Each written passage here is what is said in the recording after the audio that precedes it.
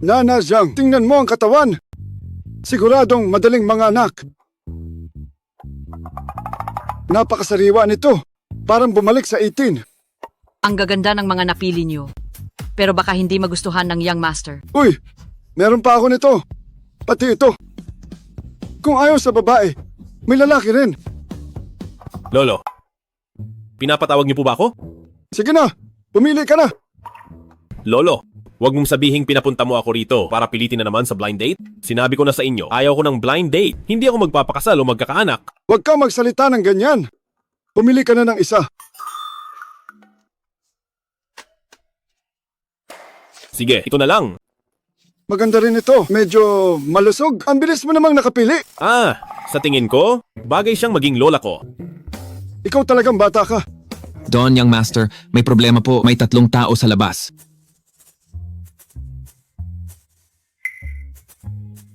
Nasaan ang 3? Hindi ba isa lang yan?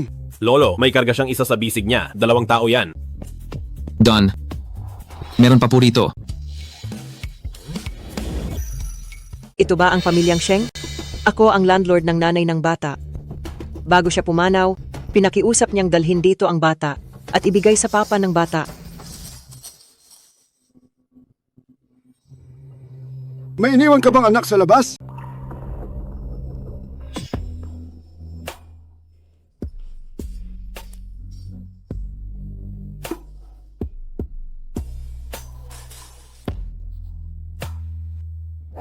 Dalawang taon na ang nakalipas, may nakasama nga akong babae.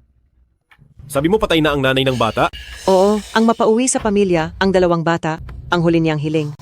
Kaya, dinala ko sila rito. Siya nga pala, narito rin ang isang DNA test.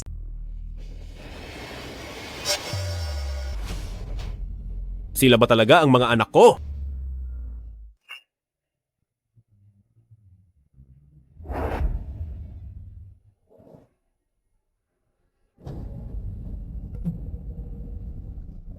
Mission, nandito ka lang pala. Young Master Zhou, ano ba? Bitawan mo ako. Yun, Shawan, ganyan ang suot mo. Hindi ba para akitin ako? Para makipagtulungan ako sa ang mga yun? Ano pang pinapakita mo? Young Master Zhou, nandito ako para sa proyekto, hindi para makipagtalik. Bitawan mo ako. Nagmamalinis ka pa? Tumabi kayong lahat.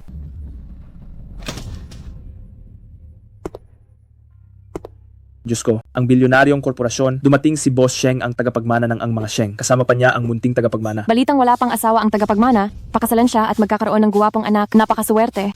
Hindi ba 2 ang munting tagapagmana? Bakit isa lang ang kasama ni Boss Sheng ngayon? Dabaw, nasaan ang iyong nakababatang kapatid na lalaki? Nasaan ang nakababatang kapatid na lalaki ni Dabaw? Xiao Bao, huwag ka nang maglikot. Kapag nalaman ni Papa na wala ka, lagot ka talaga. Kuya, huwag kang mag-alala.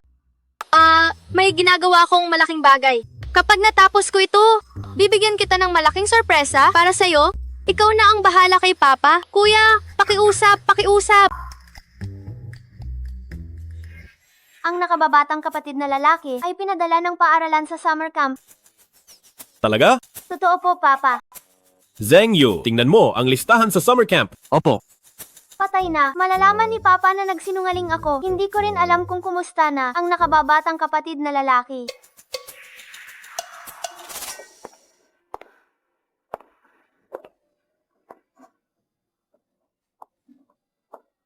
Bata, anong nangyari? Nawawala ka ba sa pamilya mo? Nanay, matagal na kitang hinahanap. Miss na kita. Nanay? Bata, baka nagkakamali ka lang.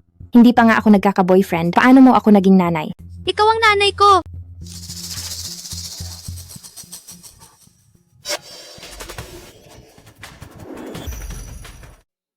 Bata, peke sigurado ang DNA test na to.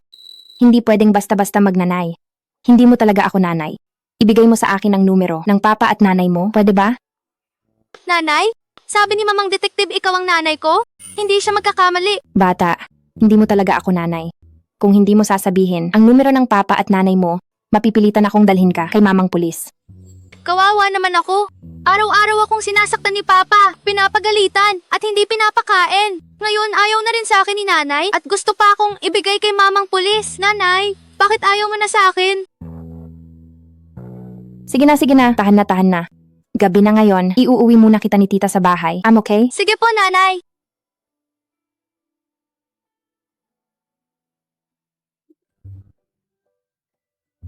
Halika. Papasok sa trabaho si tita, wala akong oras para bantayan ka. Magpakabait ka lang dito sa bahay, okay? Sige. Nanay, pumasok ka na sa trabaho. Magpapakabait si Xiaobao. Aalagaan ko ang sarili ko. Mabuting bata.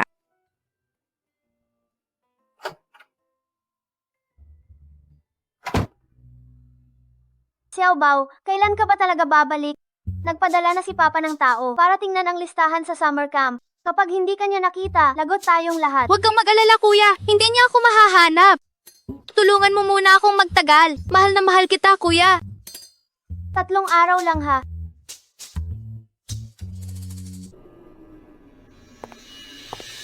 Saan ka pupunta? Ikaw na walang utang na loob, huminto ka. Ikaw na walang utang na loob, tumigil ka riyan. Ate, ano ba talagang ginawa mo kagabi na nagpagalit ng husto kay Young Master Joe? Dahil sa iyo, nawalan tayo ng isang malaking kontrata na $5 million. Ilang taon ka nang inaalagaan ng pamilyang yun, hindi ka naman namin pinabebenta ng dugo o bato para magbayad. Ngayong malapit nang malugi ang pamilyang yun, ang hilingin sa iyong magbigay ng kaunting tulong ay hindi naman siguro kalabisan. Kung gusto ni Young Master Zhao na makasama ako sa kama, hindi pa rin ba iyon kalabisan? Ha ha ha. Kung gusto kang pagsamantalahan ni Young Master Zhu, dapat mo pang ituring na karangalan iyon. Isang gabi lang naman. Ano bang problema? Huwag ka nang magpanggap na busilak. Mas malala pa ang mga ginawa mo noong kolehiyo kaysa rito. Yun, Xiaowan, huwag mong kakalimutan na noong ipinanganak ka, itinapon ka ng sarili mong ina sa gitna ng niebe. Kung hindi dahil sa pamilyang yun, matagal ka na sanang nanigas sa lamig noong malakas na ulan ng niebe 23 years ago. Hindi lang buhay ang utang mo sa pamilyang yun, kundi pati na rin ang pagpapalaki sa iyo. Gusto mo ba talagang maging traidor? Ikaw na salot, nagawa mo pang apihin ang iyong nakababatang kapatid? Shuang-shuang. Okay ka lang ba? Hindi ko ginawa iyon. Lumayas ka at lumuhod sa labas ng gate. Magkaroon tayo ng kasunduan. Itutuloy ko ang pakikipag-usap kay Young Master Zhao. Pero kapag natapos na ito, puputulin ko na ang ugnayan ko sa pamilyang yon. Boss Sheng, ito ang listahan mula sa paaralan para sa summer camp na ito.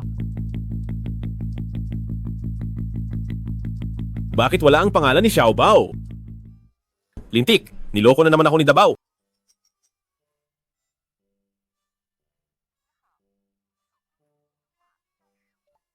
Nagiging matapang na siya ngayon, hindi lang niya ako niloko tungkol sa summer camp. Ngayon pati tawag ko ay hindi na sinasagot. Zheng Yu, hanapin mo ang lokasyon ni Xiaobao. Kailangan kong malaman agad kung nasaan siya. Opo. Ikaw na babaeng hamak, gusto mo talagang makipaghiwalay sa amin? Huwag mong kakalimutan na bawat patak ng dugo mo at bawat buto sa katawan mo ay lumaki sa pagkain ng pamilyang yun. Huwag mong isiping makakaalis ka sa amin. Papatayin kita sa bugbog. Teka.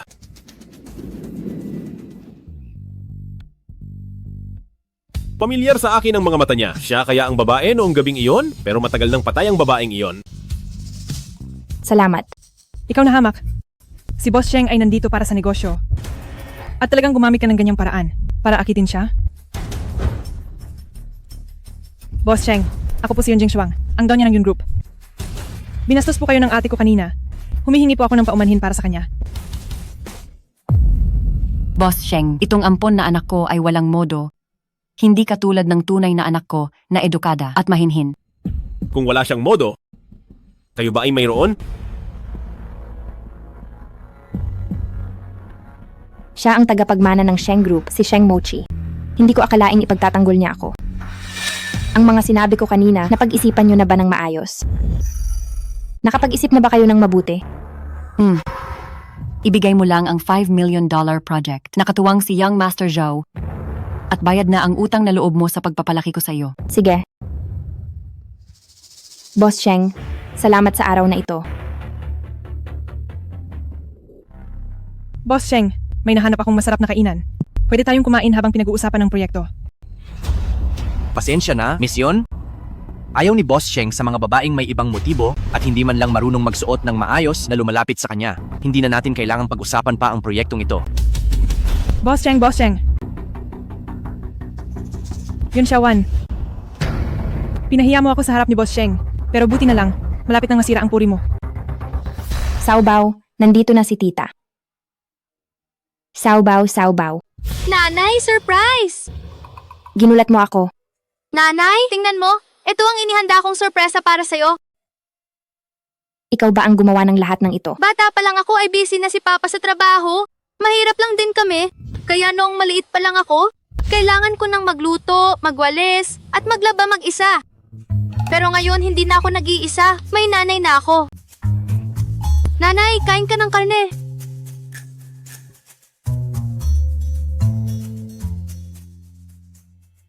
Shuang-shuang, kumain ka pa ng marami. Sige po.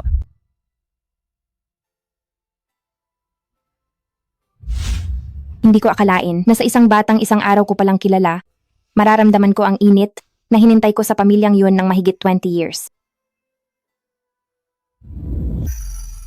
Nanay, huwag kang umiyak. Hindi ba masarap ang luto ni Xiaobao? O may nagawa ba si Xiaobao na mali? Hindi, masarap ang niluto ni Xiaobao. Masayang masaya ako. Akala ko ayaw sa akin ni nanay at palalayasin na ako. Hindi, ang galing ng ginawa ni Xiaobao. Gustong gusto ko ito. Napakabait mo. Kung anak lang talaga kita, ang saya siguro. Pero nakita kong umiiyak si nanay. Umiiyak si nanay dahil sa trabaho, walang kinalaman si Xiaobao rito. Tinakot yata kita. Maghihilamos lang ako. Mabait ka. May mali kay nanay. Susundan ko siya bukas ng patago para makita kung sino ang umaapi sa kanya. Paano ako? Ako si Papa. Boss Sheng, may tracker ang munting tagapagmana. Ayon sa lokasyon, nandito lang siya sa malapit. Magpadala agad ng mga tao. Sa loob ng kalahating oras, kailangang mahanap niyo siya. Opo, Buti na lang, mabilis akong nagtago.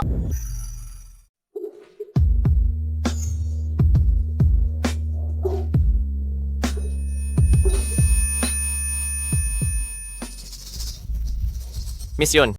Alam kong pupunta ka para hanapin ako. Young Master Joe, ang daya mo naman. Sabi mo tayo lang ngayong araw. Bakit may biglang sumali pa?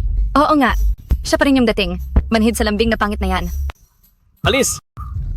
Kayong mga babae mula sa Puuk Aliwan, paano nyo maikukumpara ang sarili nyo sa ating busilak na si Misyon? Magsilayas kayong lahat, layas! Alis! Alis na! Huwag nyo kaming istorbohin ni Misyon sa aming masinsinang pag-uusap.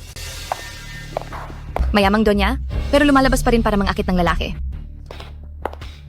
Nagpapanggap na malinis. Para kanino ba yan? Young Master Zhao, ito ang binago kong project proposal. Doble ang kikitain nito kaysa sa huli.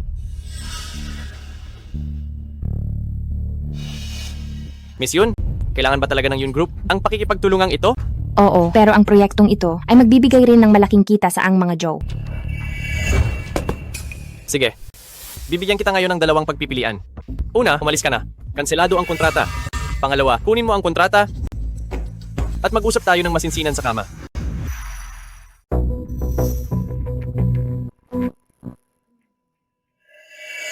Young Master Joe, pipiliin ko ang una. Misyon, huwag kang magmadali. Ang negosyo ay dahan-dahang pinag-uusapan. Bitawan mo ako. Bitawan mo ako. May mga kamera rito. Huwag kang magpanggap na banal na babae. Sino ang inaasahan mong magliligtas sa iyo? Ang iyong nanay? O ang iyong nakababatang kapatid? Sinasabi ko sa iyo, matagal na kaming nagkasundo. Basta't samahan mo ako ng isang gabi, ibibigay ko agad sa kanila ang $5 million.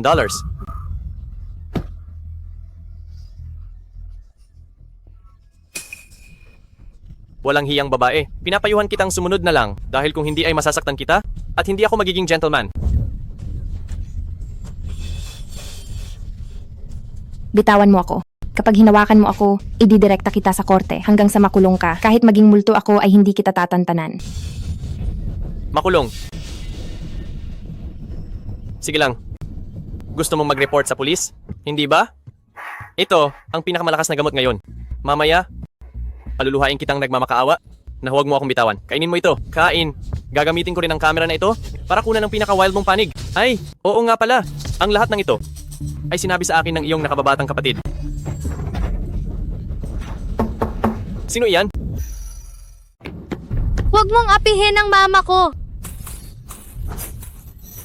Saan galing ang batang pasaway na ito?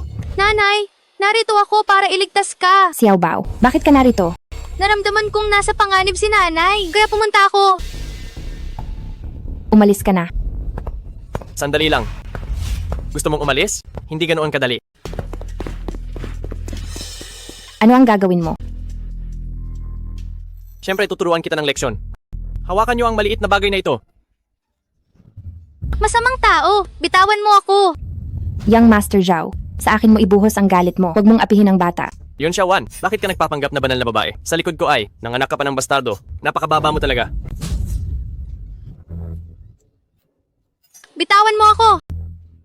Umalis ka sa ibabaw ng nanay ko.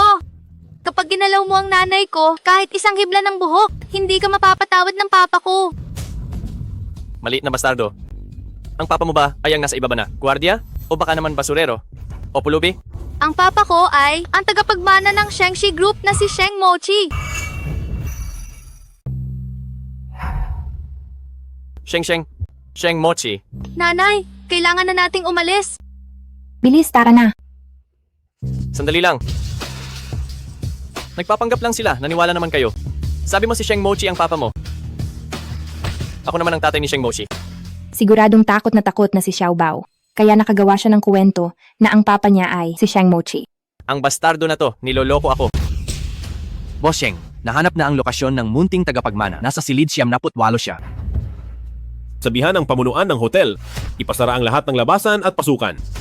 Lintik, gusto mo bang masaktan? Sige, dahil gusto mong masaktan. Pwes, pagbibigyan kita. Nanay, may dugo ka. Xiao Bao, huwag kang matakot. Poprotektahan ka ni nanay. Hindi, ako ang poprotekta kay nanay. Si Sheng Mochi talagang papa ko. Kung hindi ka naniniwala, pwede ko siyang tawagan.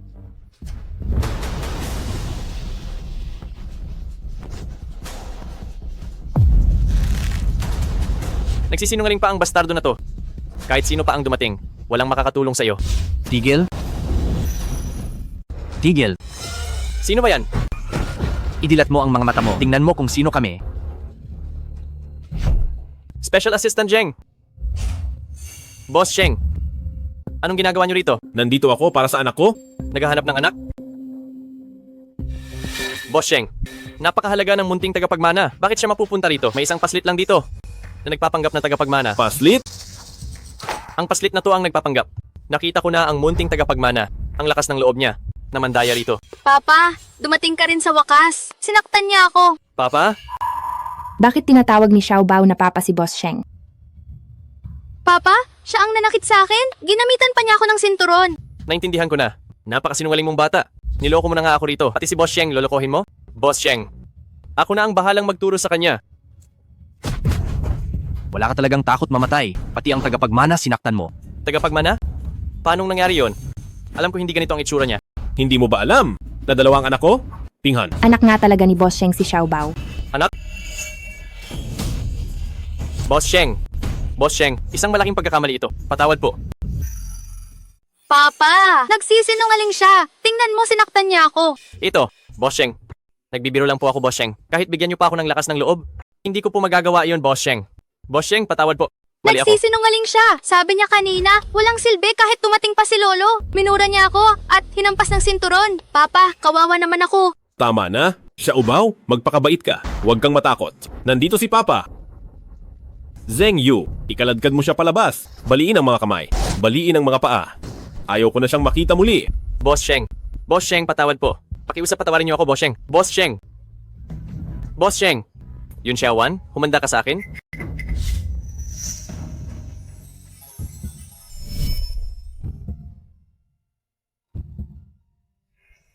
Ikaw pala. Ikaw si Yun Xiaowan. Opo, Boss Sheng. Hindi ko akalaing ikaw ang papa ni Xiao Bao. Kaya, kinidnap mo ang anak ko? Ano ba talaga ang pakay mo? Hindi po, Boss Sheng. Nagkakamali po kayo. Hindi ko alam ang pagkakakilanlan ni Xiao Bao noon. Naawa lang ako sa kanya dahil ang cute niya, kaya dinala ko siya sa bahay. Opo, tumakas lang ako para hanapin si nanay. Xiao Bao. Sinabi ko na sa iyo, pumanaw na ang nanay mo 5 years ago. Huwag kang basta-basta tumawag ng nanay. Tara na, umuwi na tayo. Hi, Ayaw kong umalis. Gusto kong makasama si nanay. huwag kang magsalita ng ganyan. Xiao Bao, halika rito. Kahit na ang babaeng ito ay parang pamilyar, pero hinanap ko ang babaeng iyon ng 5 years at hindi ko siya nahanap, siguradong pumanaw na siya. Xiao Bao, magpakabait ka. Nandito na ang papa mo, umuwi ka na kasama ni papa. Huwag mong pag-alalahanin si papa. Hanapin niyo. ang tunay ninyong nanay. Ikaw ang tunay kong nanay. Xiaobao. Papa, tingnan mo. Ito ang DNA test. Dina. Kaya ba? Ang babae nung gabing iyon, ay siya talaga? Isang buwan na ang nakalipas, nakita kita sa mall. Napansin kong kamukha mo si kuya. At ang pakiramdam ko sa'yo ay ikaw ang nanay. Kaya palihim akong kumuha ng private detective para mag-imbestiga. Pero, hindi pa ako kailanman nagka-boyfriend kahit kamay ng lalaki ay hindi ko nahawakan. Ang DNA test na ito ay siguradong peke. Imposible. Ang dokumentong ito ay may selyo ng eksperto, hindi ito maaaring peke. Totoo ba? Na ako ay mayroon palang 6 na taong gulang na anak. Hindi lang isa, kundi 2. Oo, mayroon pa akong kuya. Siya si Dabao at ako naman si Xiaobao. Nasa bahay siya. Makikita mo siya pag uwi natin. Bakit parang wala akong matandaan? Nanay!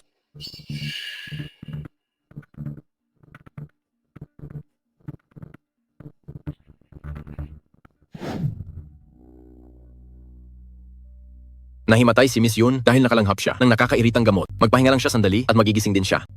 Doktor, nais ko sanang itanong sa anong sitwasyon. Nawawala ang bahagi ng alaala ng tao? Sa medikal na pananaw, komplikado ang sanhi ng amnesia. Maaaring dahil ito sa matinding dagok o trauma o maaari ring dahil ang utak ay napinsala ng husto. Amnesia ba? Kaya pala wala siyang maalala. Noong gabing iyon ay nalagyan ako ng gamot at hindi ko rin nakita kung ano ang hitsura niya. Salamat sa iyo. Maaari ka nang umalis. Sige po. Si Aubao? Halika rito. Ikaw na bata ka. Halika. Tumayo ka ng maayos. Papa, patawad po. Hindi ko dapat tinulungan si kuya na magsinungaling. Alam mo ba kung ano ang mangyayari kung wala si Papa rito ngayon? Papa, miss na miss ko lang po si nanay. Miss na miss si nanay kahit na hindi ka dapat tumatakas. Tingin ko talaga. Kinalimutan mo na ang family rules ng pamilyang Sheng. Hindi ko po nakalimutan. Sinasabi ko sa iyo, bawal kang lumabas ngayong weekend, manatili ka sa silid aklatan at kopyahin ang family rules ng 50 na beses. Kapag tapos ka na, doon ka lang makakalabas. Papa, isa kang demonyo. Anong sabi mo? Inaabuso mo ang bata. Isusumbong kita kay nanay. Ikaw na bata ka? Tatakas ka pa ha?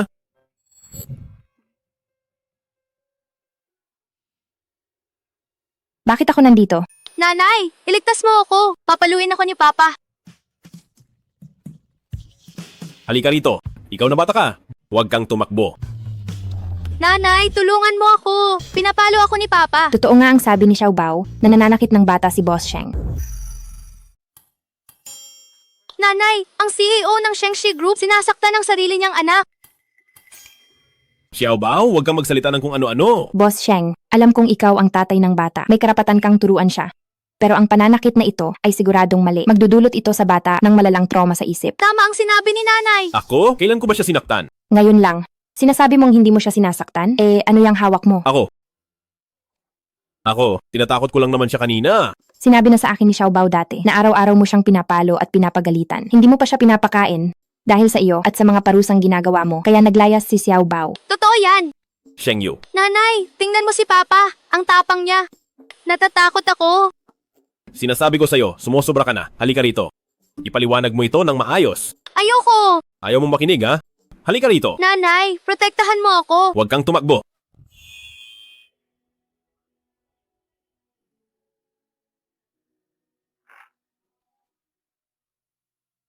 Huwag mo nang papaluin ang bata dahil ito ay magdudulot ng malalang trauma sa kanya.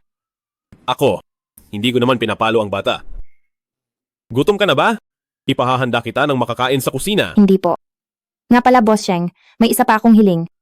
Ano yon? Nakita ko na si Xiaobao ngayon. Kailan ko naman makikita si Dabao? Huwag kang matakot, Dabao. Narito si Lolo sa tuhod. Hindi ka hahayaang makuha ng papa mo. Nasaan ang tracker? Huwag po kayong mag-alala, Lolo sa tuhod. Noong umalis tayo, tinanggal ko na po iyon. Hindi ako kasing tanga ni Xiaobao na nakalimutan pang itapon ang tracker. Matalino talaga ang Dabao ko.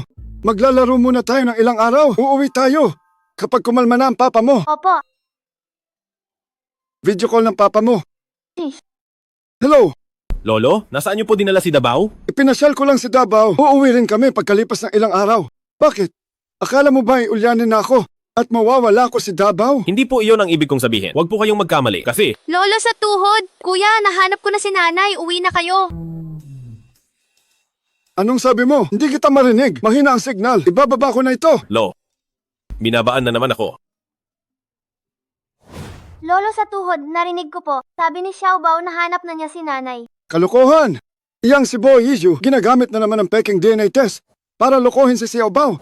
Nakikita mo ba ito? Pumunta ka sa papa mo at sabihin mo, ako ang nanay mo. Hindi ikaw ang nanay ko. Sabi ni Papa ay patay na ang nanay ko. Peke ang DNA test na iyan. Ikaw na bata ka. Anong sinasabi mo? Ako ang magiging donya ng bahay, ng Shengshi Group sa hinaharap. Sa tingin mo ba ay lolokohin kita? Ang lakas ng loob mong saktan ng apo ko. Kung maghahanap man ako ng apo sa tuhod ng babae, dapat ay iyong may mabuting kalooban. At mabait sa aking mga apo. Opo. Hindi ko ba makikita si Davao ngayong araw? Oo. Maglalaro muna siya sa labas ng ilang araw bago bumalik. Xiao Bao, bumalik ka muna sa kwarto mo. May kailangan lang kaming pag-usapan ng nanay mo. Ayoko. Ayoko mawalay kay nanay. Xiao Bao, huwag kang mag-alala. Hindi hahayaan ni Papa na umalis si nanay.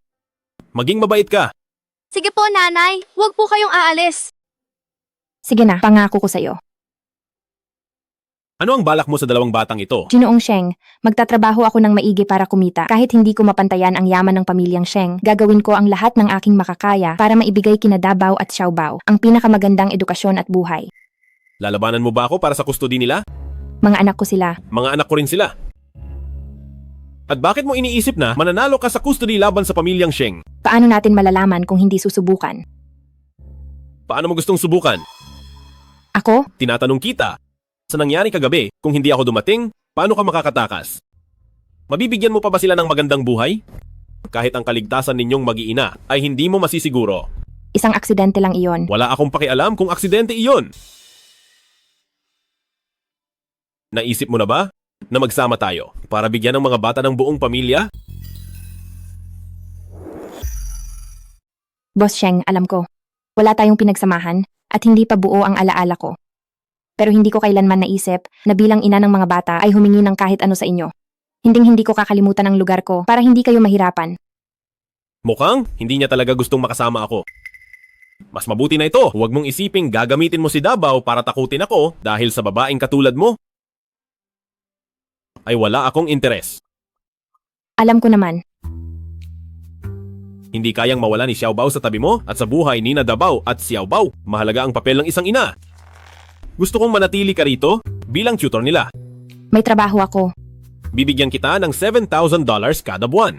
Hindi mo kailangang mag-resign, kailangan mo lang umuwi pagkatapos ng trabaho sa pamilyang Sheng para samahan sina Davao at Xiao Bao. $7,000 sa isang buwan? O baka naman ang pag-aalala mo ay hanggang salita lang? Siyempre hindi. Kapag hindi nakuha ng pamilyang yun ang $700,000, siguradong hindi sila titigil. Para kina Davao at Xiao Bao, kailangan kong magtrabaho ng mabuti. Kapag tumira ako sa pamilyang Sheng, mababantayan ko pa kung tinatrato niya ng maayos ang mga bata. Ikaw na bata ka, bumalik ka na rito agad. Ikaw na bata ka, bumalik ka na rito agad kung hindi ka pa. Boss Sheng, nakapag-isip na ako. Lilipat na ako ngayong gabi.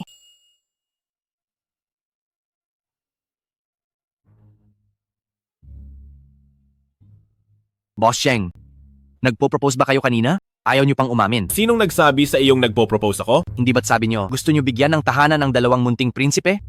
At saka matagal niyo na siyang hinahanap. Hindi ba't gusto niyo lang maging responsable sa kanya?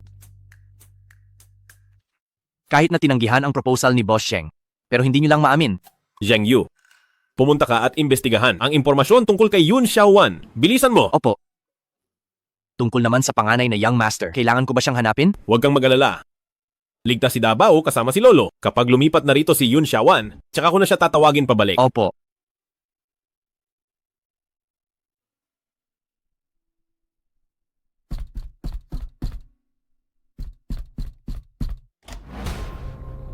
Ikaw na bata ka. Hindi ba't pinapunta kita para makipag-usap kay Young Master Zhou? Bakit sa halip ay si Young Master Zhou pa ang pumutol ng pakikipagtulungan sa pamilyang yun? Ginamit mo lang ang proyekto bilang dahilan para linlangin akong makasama siya sa kama. Si Young Master Zhou ay isang mayamang tagapagmana. Isang hamak na wala namang mga magulang.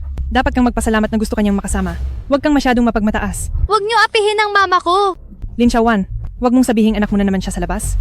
Napakababa mo talaga. Hindi ka ba mabubuhay ng walang lalaki? Ayusin mo ang pananalita mo. Ipaliwanag mo sa akin kung anong ibig mong sabihin sa nanaman. Ipaliwanag mo sa akin ang ibig mong sabihin sa ulit. May kinalaman ba sila sa panganganak ko at pagkakaroon ko ng amnesia? Dahil lang naman sa iyo. Yun, Xiaowan. Huwag mo akong lokohin sa mga walang kwentang bagay. Ikaw mismo ang nangako sa akin noon na kapag nakuha mo ang $5 million na proyekto mula kay Young Master Zhou, puputulin na natin ang ugnayan natin. Pero wala kang nakuha kahit isang kusing at ginalit mo pa si Young Master Zhou. Ginamit niyo lang ang proyekto bilang dahilan para pilitin akong makipagtalik. Binalak ni Young Master Zhao na pagsamantalahan ako at kayo ang nag-udyok sa krimen na iyon. Dapat ay tumawag na ako ng pulis noon para sa likod na ng rehas kayo nakikipag-usap sa akin. Mama, tingnan mo siya. Sige, lumalaban ka na ha. Ngayong araw, tuturuan talaga kita ng leksyon. Ikaw na walang utang na loob na bata ka. Nanay, huwag kang matakot. Protektahan kita. Ikaw na batang ligaw, napaso ako sa iyo. Papatayin talaga kita ngayon. Boss Sheng, nandito na tayo sa bahay ni Miss Yun. Sige. Nga pala, Boss Sheng, ang impormasyong pinapahanap niyo, nakuha ko na po. Ayon sa mga dokumento, kahit na ampon na anak si Miss Yun ng pamilyang Yun, hindi siya tinatrato ng mabuti roon. Lalo na noong nasa kolehiyo pa siya, hindi man lang siya binibigyan ng panggastos ng pamilyang Yun, kaya kailangang magtrabaho ni Miss Yun sa maraming lugar bilang isang working student. Noong huli siyang kasama ni Young Master Zhou sa hotel dahil din iyon sa utos ng pamilyang Yun na kumuha si Miss Yun ng $5 million na proyekto. Kumusta naman ang buhay pag-ibig niya? Hindi pa nagkakaroon ng nobyo si Miss Yun, pero noong nasa kolehiyo pa siya, may isang campus crush na nagngangalang Fu Sishu ang nanligaw sa kanya.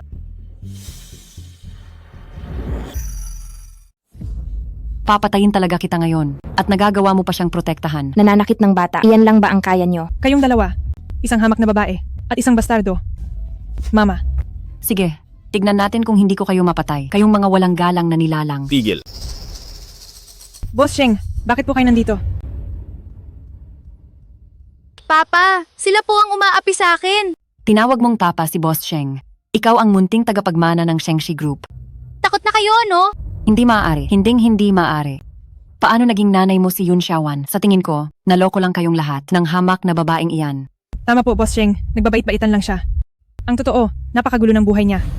Noong nasa kolehiyo siya dahil sa pera, gabi-gabi, nakikipagkita siya sa iba't ibang lalaki sa hotel. Yun, Jing Shuang, kapag nagpakalat ka pa ng sex scandal tungkol sa akin, hindi ako magdadalawang isip na kasuhan ka ng libel. May mali ba sa sinabi ko? Tinukso mo si Young Master Zhou para sa $5 million.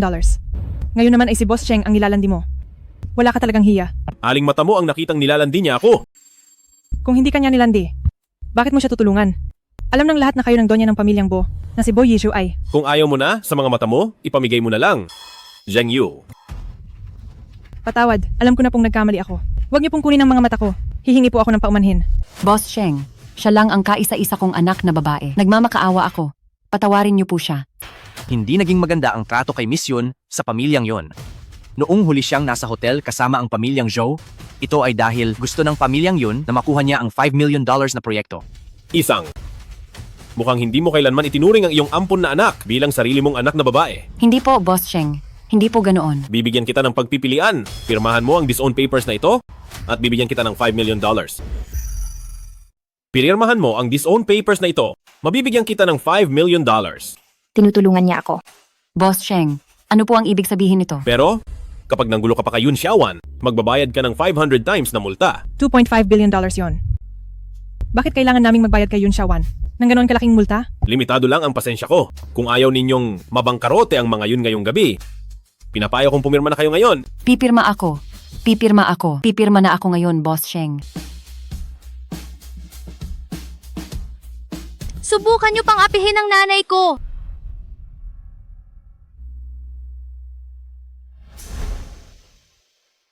Tinatawag siyang nanay ng munting tagapagmana at pinoprotektahan siya ni Boss Sheng. Posible kayang ang dalawang munting tagapagmana ay tunay niyang mga anak? Paano mangyayari yon? 5 years ago, para hindi mapahiya ang pamilya, ang dalawang batang yon ibinigay na natin sa kabundukan. Buti na lang na amnesia siya sa aksidente. Baka nga, matagal lang nawala ang mga batang yon. Paano sila lalabas sa tabi ni Boss Sheng?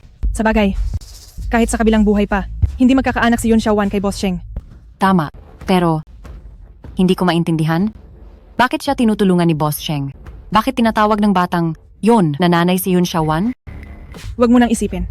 Nakuha na natin ang $5 million. Ang tanging bagay kay Boss Sheng ay ang donya ng pamilyang Bo na si Bo Yizu.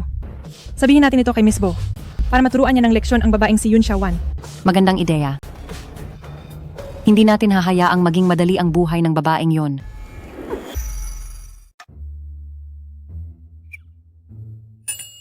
Tito Zheng, tulong po! Sige.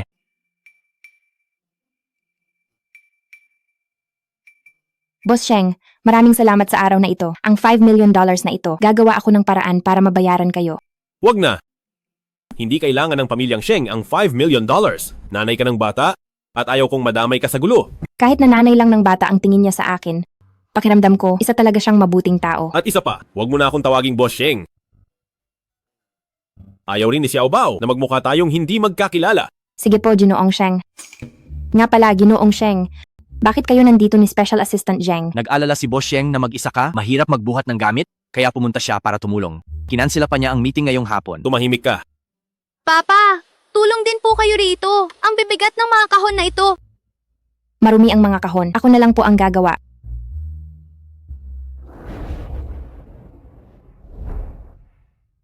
Marumi ba? Ayos lang naman. Hindi ba't maselan si Boss Sheng at ayaw na ayaw sa alikabok? Mukhang ito ang kapangyarihan ng pag-ibig. Maligayang pagbabalik po, Sir at Young Master. Pati na rin kay Miss Yun. Nanay, ito na ang magiging bahay mo. Siya ang ating ekspertong nutrisyonista na bahala sa iyong pagkain. Magandang araw po, Miss Yun. Siya naman ang bahala sa pamimili. Magandang araw po, Miss Yun. Ang pangatlo ay para sa kalinisan. Magandang araw po, Miss Yun. Tutor lang naman po ako. Hindi ko kailangan ang lahat ng ito. Nandito ka sa pamilyang Sheng at ikaw ang nanay ng bata. Ayaw kong isipin ng iba na pinapabayaan kita. Sabihin mo lang kung may kailangan ka. Mayordomo, ihatid mo na si Miss Yun sa kwarto niya. Opo.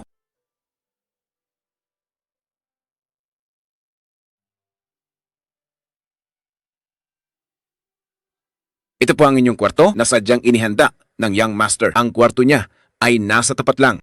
Tawagin niyo lang po ako kung may kailangan pa kayo. Salamat po. Napakarami nang naitulong ni Boss Sheng. Kailangan ko siyang pasalamatan. Papa, kaarawan namin ni Kuya sa isang linggo. Papakasalan mo ba si Nanay? Kasi, sa pang-anim kong karawan, wala pa rin katayuan si Nanay. Kawawa naman kaming dalawa ni Kuya. Pagdating sa kasal, dapat mong itanong ang opinyon ni nanay. Kaya hindi tutol si Papa na pakasalan si Nanay. Nanay, Ano ang pinag-uusapan niyo? babalik na agad si Davao. Talaga? Ano ito? Nakita kong pagod ka sa trabaho at gabi ka na ring nakauwi, kaya ipinagluto kita ng noodles. Para sa akin? Inaantok na po ako. Nanay, pwede na ba akong matulog? Magaling akong magluto, bakit hindi mo subukan? Salamat. Bakit ganito ang lasa nito? Pero bihira lang siyang magluto para sa akin. Kung hindi ko ito kakainin, baka wala nang susunod.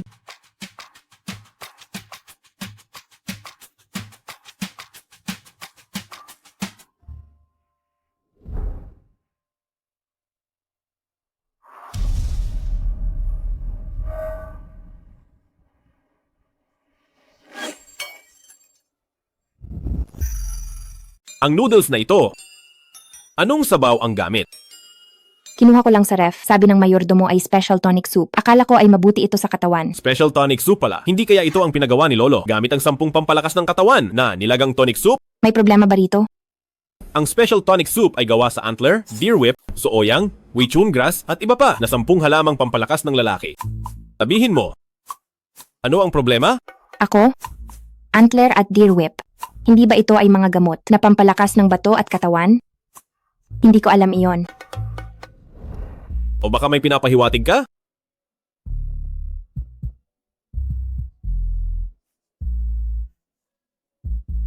Ginoong Sheng. Ginoong Sheng? Hindi ko gusto ang tawag na iyan. Alam ko, dahil lang ito sa special tonic soup, kaya ka nagkakaganyan. Malinaw sa akin na ako ay inalang ng iyong anak. Hindi ako gagawa ng lampas sa limitasyon. Aalis na muna ako. Hay, ano bang ginagawa ko? Buisit, masyadong matapang ang soup ni Lolo. Magandang umaga? Umaga. Si Papa at Nanay ay nagluto ng almusal para sa atin. Kumusta? Mas maayos na ang lasa nito? kaysa noong kagabi. Sinasadya ba niya ito? Nanay, bakit namumula ang mukha mo habang kumakain? Xiao Bao. Hindi sinasagot ng batang ito ang tawag. Pasok. Boss Sheng, ito ang listahan ng mga bisita para sa birthday party ng tagapagmana. Gusto niyo po bang tingnan? Iwan mo lang dyan. Lumabas ka muna. Sandali lang. May itatanong ako sa iyo. Mayroon akong kaibigan na nagkaroon ng anak sa isang babae at pagkatapos kung magpo-propose siya sa babaeng iyon, sa tingin mo ba ay papayag siya? Depende iyon sa motibo niya at sa nararamdaman ng babae sa kanya. Anong ibig mong sabihin? Kung dahil lang sa bata at responsibilidad, kaya kayo magpo-propose? Sa tingin ko po, hindi papayag si Miss Yun. Pero kung mahal niyo talaga si Miss Yun, tingin ko ay may pag-asa ito. Sa tingin ko naman po, si Miss Yun ay may nararamdaman din sa inyo. Gusto rin siya ng munting prinsipe, basta ipakita niyo lang ang 100% na katapatan at sa tulong ng munting tagapagmana, naniniwala ako na si Miss Yun ay siguradong papayag sa inyo. Sa birthday party na iyon, magkakasama na kayo bilang pamilya. Ha? Kailan ko sinabing magpo-propose ako kay Miss Yun? Sinabi ko na sa iyo na mayroon akong kaibigan na may problema sa pag-ibig. Pasensya na po, nagkamali ako. Kaibigan nga pala ni Boss Sheng. Umalis ka na nga rito. Aalis na po. Nanay ay kailangang magtrabaho ngayon. Maging mabait ka ha. Sasama ako sa iyo pag uwi ko. Okay? Sinisante ka na sa Yun Group. Huwag ka na muling babalik. Ang pagtatrabaho sa ang mga yun ay pinipilit lang akong harapin si Young Master Joe. Mabuti na ring hindi pumasok. Maghahanap na lang ako ng trabaho mamaya. Xiao Bao, hindi na kailangang pumasok ni nanay ngayon. Dito lang ako sa bahay para samahan ka. Ayos ba iyon? Hindi na papasok si nanay. Nasisante si nanay, pero makakahanap naman ako ng bagong trabaho. Napakagaling ng nanay ko. Sila ang nawalan at walang panlasa. Tama ka, Xiao Bao. Nanay, sa susunod na mga araw ay kaarawan na namin ni Davao. Naghanda si Papa ng party. Mayroon ka bang magandang damit at alahas? Kasi, ang hina talaga ni Papa. Gusto niyang pakasalan si nanay pero hindi man lang na magbigay ng regalo. Kailangan ko pang kumilos. Nanay, halika rito. si Xiao Bao, bakit mo dinala si nanay sa auction na ito? Siyempre, para pasayahin si nanay. Nanay, sabihin mo lang kung ano ang gusto mo. Masyadong mahal ang mga gamit na ito. Walang mas mahalaga rito kaysa kay nanay. Ibibigay ko ang pinakamaganda para sa'yo. Xiao Bao.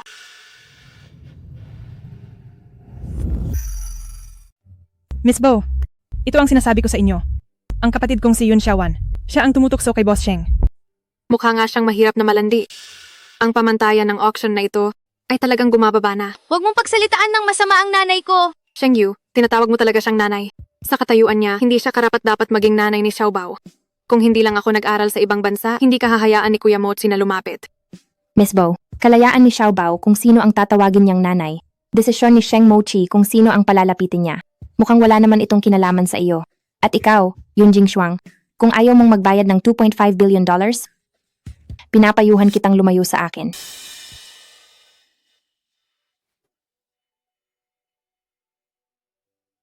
Maligayang pagdating sa lahat ng panauhin sa ating charity auction. Miss Bo, kahit ano ang ibig ni Yun Xiaowan mamaya, lalabanan natin siya. Siguradong hindi kanya matatalo. Tama ka. Mamaya ay ipapakita ko sa kanya ang malaking pagkakaiba ng aming katayuan. Narito ang ating unang item para sa auction. Isang gintong kuwintas na may hiyas mula sa dinastiyang Qing. Ang panimulang presyo ay $1 million. Nanay, ang ganda ng kuwintas na ito. Kapag isinuot mo ito sa birthday party ko, siguradong hahangaan ka ng lahat. Xiao Bao, peke ang isang ito. Tingnan mo ang gintong gilid ng hiyas na ito. May mga bula at butas sa loob. Ito ay isang modern fake with flaws. Ang galing mo talaga, nanay. Alam mo ang lahat ng ito. Ito ba? Itinuro ito sa akin noon ng isang senior na nag-aaral ng kasaysayan. Baka naman hindi mo lang mabili kaya sinasabi mong peke. Ang gintong gilid na ito ay handmade engraving. Pero sa katayuan mong iyan, normal lang na hindi mo alam. $3 million. $3 million once. Hindi ba iyan ang panganay na anak ng pamilyang Bo? $3 million twice. Kaya naman pala nag-bid agad siya ng $3 million. $3 million thrice. Congratulations sa binibining ito. Napakagalante talaga ni Miss Bo. Hindi tulad ng iba diyan, na kapag hindi makuha ay naninira na lang. $3 milyong para sa isa. Peking kuwintas na wala pang 300,000. Ano ang ikinatutuwa nyo? Narito na ang ating ikalawang item. Susunod ay ang ating main event. Ang Phoenix Pearl Necklace mula sa dinastiyang Qing. Simulang presyo ay $5 milyong. Nanay, ang ganda po ng kwintas na ito. Totoo po ba ito? Makinis ang mga perlas. Sa ilalim ng liwanag, makikita ang mga pinong linya. Ang tatak na gawang kiyanlong sa ilalim ay gawa sa estilo ng palasyo. Isa itong tunay na hiyas. Kung totoo yan, bid ka na. Nakalimutan ko. Wala ka palang pambayad. Huwag pumunta kung walang pera. Sa isang charity auction, wala man lang donasyon. Nakakahiya talaga kayo. Sinong may sabing wala kaming pera? May pera ako. Ang pera ko ay pera rin ng nanay ko. $8 milyong. $10 milyong. $15 milyong. $20 milyong. $25 milyong. Xiao Bao, hindi sulit ang kwintas na iyan. Ayos lang po, may pera ako. Para sa auction na ito, $20 milyong lang ang dala ko. 25 million going once, 25 million going twice. Bahala na, ibibigay ko na ang lahat. $30 milyong. Mag-all-in bid kami. Ano? All-in bid? Totoo ba yan? Diyos ko. Kapag nag-all-in bid, ang bawat dagdag sa presyo ay sasagutin ng nagbid at ang huling presyo ay bibilhin ng ilang beses ang halaga. Naglakas loob kayong mag-all-in bid? Itaas natin ang presyo. Tingnan natin kung paano sila lalaban.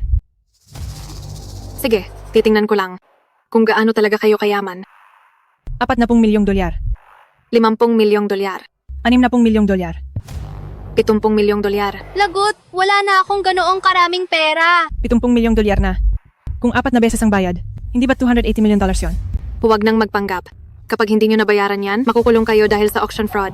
Xiao Bao, ang all-in bid na ito. Yun Shawan, huwag mong sabihing aatras ka. Sa batas ng auction, bawal nang bawiin ang all-in bid. Huwag magbid kung walang pera. Xiao Bao ko ngayon ay, tatawagin mo akong mama. Maaari pa kitang ipakiusap kay Kuya Mochi. Sa ganitong paraan, ang cheap woman lang ang mapaparusahan. Sinong nagsabing hindi nila kaya? Sino ang nagsabing hindi nila kayang magbid?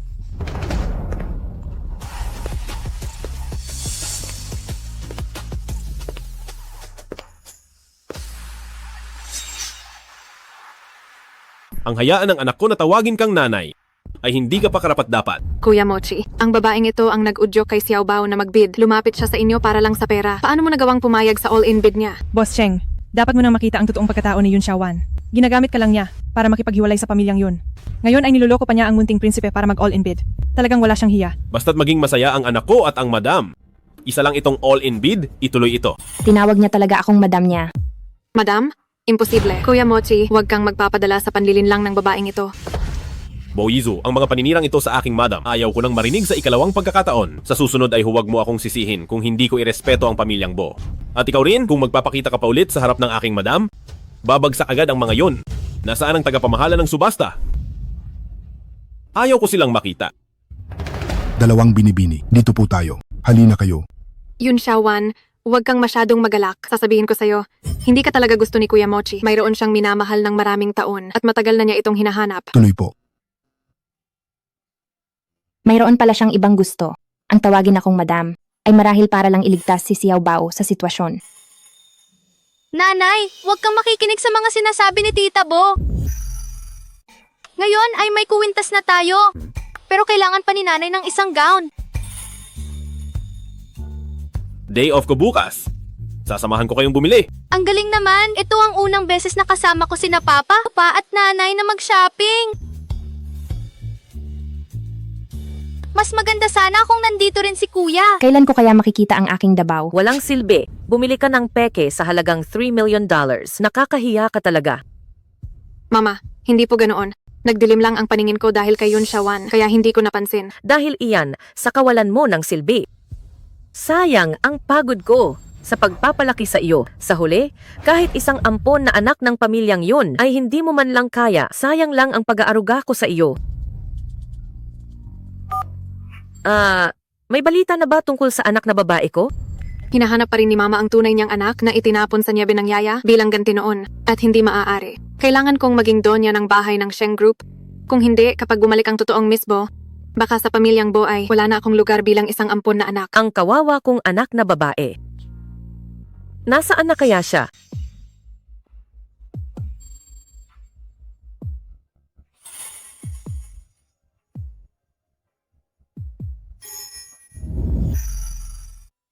Wow! Nanay, ang ganda mo! Binalot na po lahat ni Sir para sa inyo. Oh, salamat. Papa, ang galing niyo pumili. Perfect match si nanay at papa. Kailan po ba kayo ikakasal? Siguradong mas maganda si nanay sa wedding dress. Kasal? Sinasabi ko sa'yo, hindi ka talaga gusto ni Kuya Mochi. Mayroon siyang matagal ng minamahal at hanggang ngayon ay hinahanap pa rin siya. Ikasal man o hindi si Papa at Nanay, kayo ni Dabao at Xiaobao, ang pinakamamahal naming mga anak at hinding-hindi iyon magbabago. Ibig bang sabihin ayaw niyang magpakasal sa akin? May iba pa akong isusukat na gown. Mauna na muna ako. Papa, hindi niyo ba nakitang suot ni nanay kanina? Ang ganda-ganda talaga niya. Papa, bakit parang malungkot kayo ngayon? Paano mo nalamang hindi masaya si Papa? Parang may malalim po kayong iniisip. Dahil ba yun sa sinabi ni nanay? Aling sinabi? Sabi ni nanay, ikasal man o hindi si Papa at nanay. Kayo ni Dabao ang pinakamamahal niyang mga anak. Gusto mo bang maparusahan na naman, bata ka? Gusto ni Papa na pakasalan si nanay. Galingan niyo po. Ah.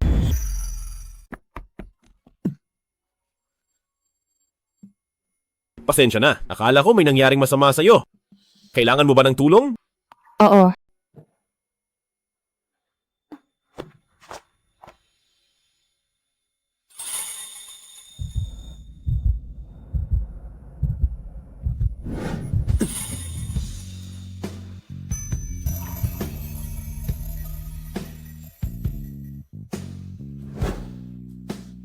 May kailangan ka ba? Tungkol sa huling pinag-usapan natin. Ano na ang naging desisyon mo? Anong bagay iyon? Nakalimutan mo na? Pasensya na. Busy ako sa pag-aalaga kay Xiaobao at paghahanap ng trabaho. Medyo makalimutin na yata ako. Ginoong Sheng, pwede mo ba akong paalalahanan? Ayos lang. Zheng Yu. Yung kaibigan ko, may problema na naman sa pag-ibig. Boss Sheng, buong umaga kayong nakaupo rito nang hindi gumagalaw. Pag-ibig ba ang iniisip nyo? Tanong ko lang. Mayroon na akong 100% katapatan. Ano pa ang dapat gawin para ang isang babae ay mabilis na mahalin ng isang lalaki? Kapag tama ang sagot mo, doble ang bonus mo. Madali lang yan. Tingnan mo kung ano ang kailangan niya at ibigay mo yon. Ano ang kailangan niya? Busy ako sa pag-aalaga kay Xiaobao at paghahanap ng trabaho. Ipaalam mo agad sa HR department. Papuntahin mo si Yun Xiaowan sa ang mga Sheng bukas. Gawin mo ito ng maayos. Doble ang bonus mo. Walang problema.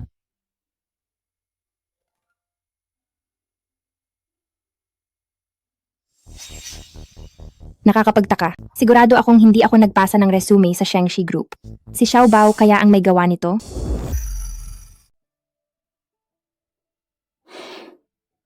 Miss Yun, ang ganda ng ginawa mong proposal. Mahusay ang pagkakagawa ng mga detalye. $50,000 ang sahod ng marketing manager. May mga allowance at benepisyo pa. Kung si Miss Yun ay wala namang magiging problema, maaari ka nang magsimula bukas. Wala po akong problema. Ako, may problema. Dahil naghahanap ng tao para sa marketing department, kung walang taga-marketing department dito at magdedesisyon na agad kayo, hindi ba masyado itong padalos-dalos? Graduate ng Universidad ng Haicheng, isang ordinaryong universidad lang, at naglakas loob pang mag-apply bilang marketing manager ng Sheng Group, ang ganitong klaseng resume.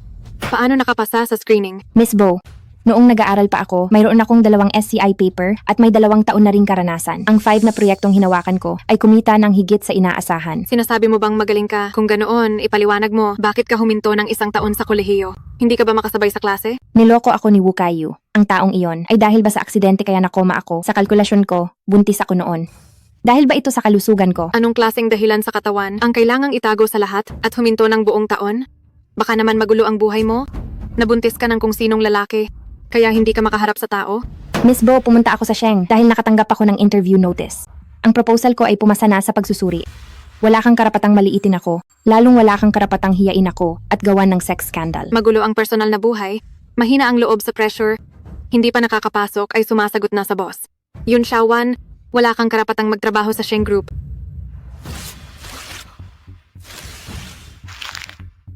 Lumayas ka rito. Pumunta ako sa Sheng dahil sa imbitasyon at saka ako. Wala akong pakialam kung kanino galing ang imbitasyon. Ngayong pinalalayas kita, kailangang umalis ka na.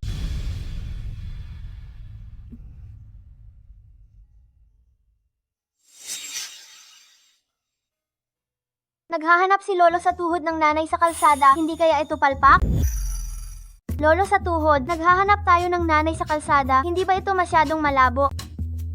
Kahit malabo, mas maigi ito kaysa kay Bo Yizu. Hindi ko alam kung paano naloko si Xiao Bao ng babaeng iyon. Hintayin mo si Lolo sa tuhod na makahanap ng bagong nanay para sa iyo at palalayasin natin ang Bo Yizu na yan.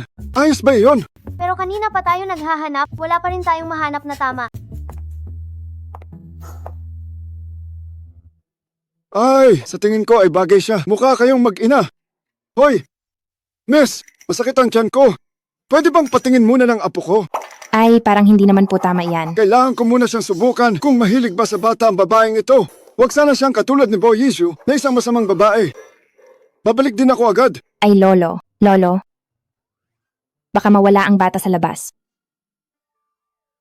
Bata, pumunta lang sa banyo ang lolo mo. Sasama muna si tita sa iyo, ha? Sige po.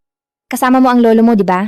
Nasaan ang papa at nanay mo? Sa edad niya, mukhang kasing tanda lang siya ni Xiao Bao. Masyadong busy si Papa sa trabaho. At ang nanay ko, pumanaw na ang nanay ko. Patay na ang nanay ko. Pasensya ka na ha, hindi alam ni tita na wala na ang nanay mo. Tita, ilibre mo ako ng milk tea at papatawarin kita. Sige.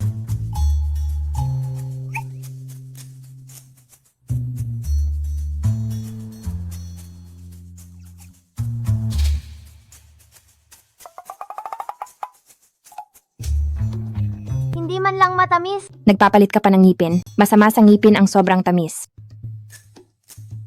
Bibilhan na lang kita ng bago. Akin na muna ito. Ayoko po, gusto ko yung mga perlas sa loob. Alam kong para sa ikabubuti ko ito. Gusto kong nag-aalala si tita sa akin. Tita, may asawa ka na ba? Wala pa. Bakit mo na itanong? Mayaman ang papa ko at malinis ang buhay niya. Gusto mo bang maging nanay namin ng nakababatang kapatid na lalaki ko? Bata, nanay na ako ng 2 anak. Wala ring asawa ang papa ko. Tatay din siya ng 2 anak. Hindi ba't bagay kayong dalawa? Salamat sa iyo, Iha, sa pagbabantay sa aking apo. Gabi na rin kasi, baka nakakaabala ako sa trabaho mo. Ah, wala po. Wala akong trabaho. Tita, gusto mo bang magtrabaho sa Sheng Group? Gwapo raw ang boss doon. Pwede siyang ilagay sa tabi ni Papa para magkita muna silang dalawa. Baka magustuhan ni Tita si Papa. Punta na ako sa Sheng Group ngayon at nag-interview na. Masaya naman ang HR sa resulta, pero sayang ang pinag-aralan ko ay hindi tugma sa posisyon. Pero ayos lang iyon, marami pa namang ibang kumpanya. Salamat sa iyong kabutihan. Mauuna na po ako. Sandali lang, Binibini. Dahil pumasa ka naman, bakit hindi tugma ang pinag-aralan sa posisyon na kailangan? Bata, tadhana siguro na magkita tayo. Ano nga palang pangalan mo? Yun Xiaowan. Yun, Xiaowan. Boss Sheng, ito ang listahan ng mga mahahalagang bagay. Sa mall kanina, pakitingnan po ito. Kumusta ang interview ni Yun Xiaowan? Itatanong ko sa HR department.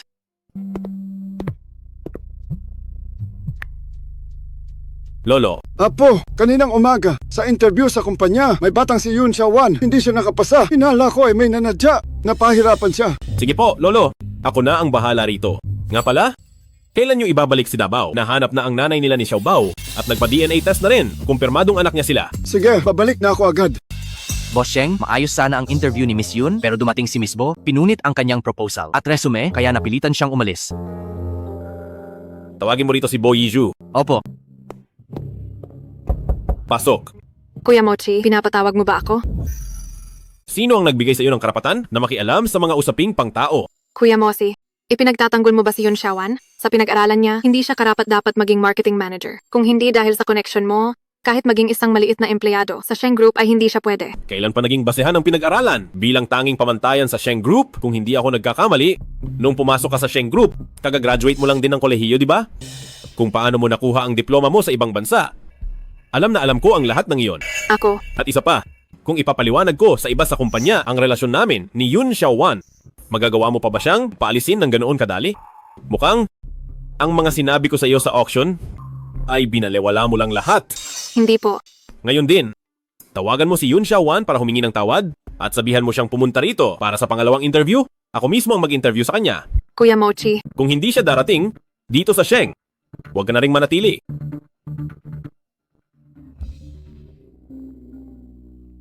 Yun Xiaowan, tungkol sa nangyari kaninang umaga, mali ako. Bumalik ka na sa kumpanya para sa interview. Bo Yizu, May problema ka ba sa utak? Hindi ba't sabi mo ay hindi ako karapat-dapat? Huwag ka nang mag-inarte pa. Bumalik ka na rito agad. Kung gusto mong bumalik ako para sa interview, sige. Sabihin mo, Yun Xiaowan, patawad, hindi ko dapat ginawa ang sex scandal tungkol sa iyo. At saka, kailangan mo ring hingin ang tawad ko.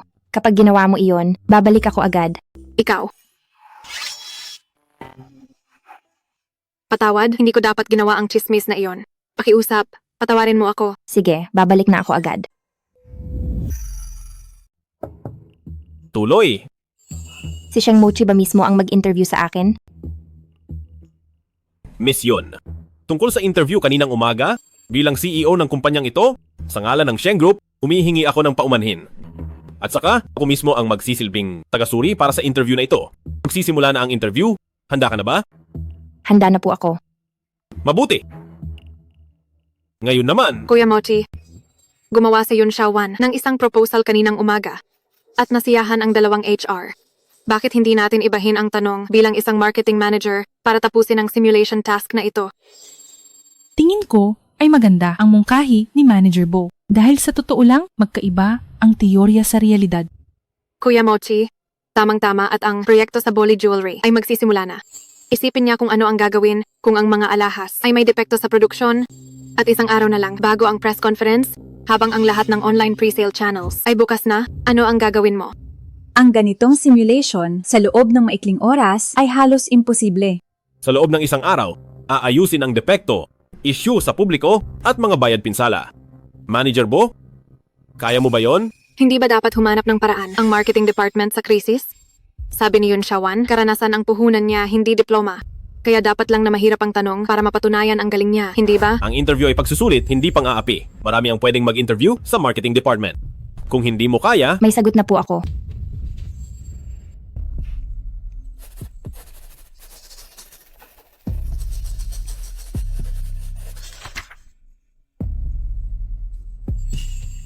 Paanong nangyari yun ng ganoon kabilis?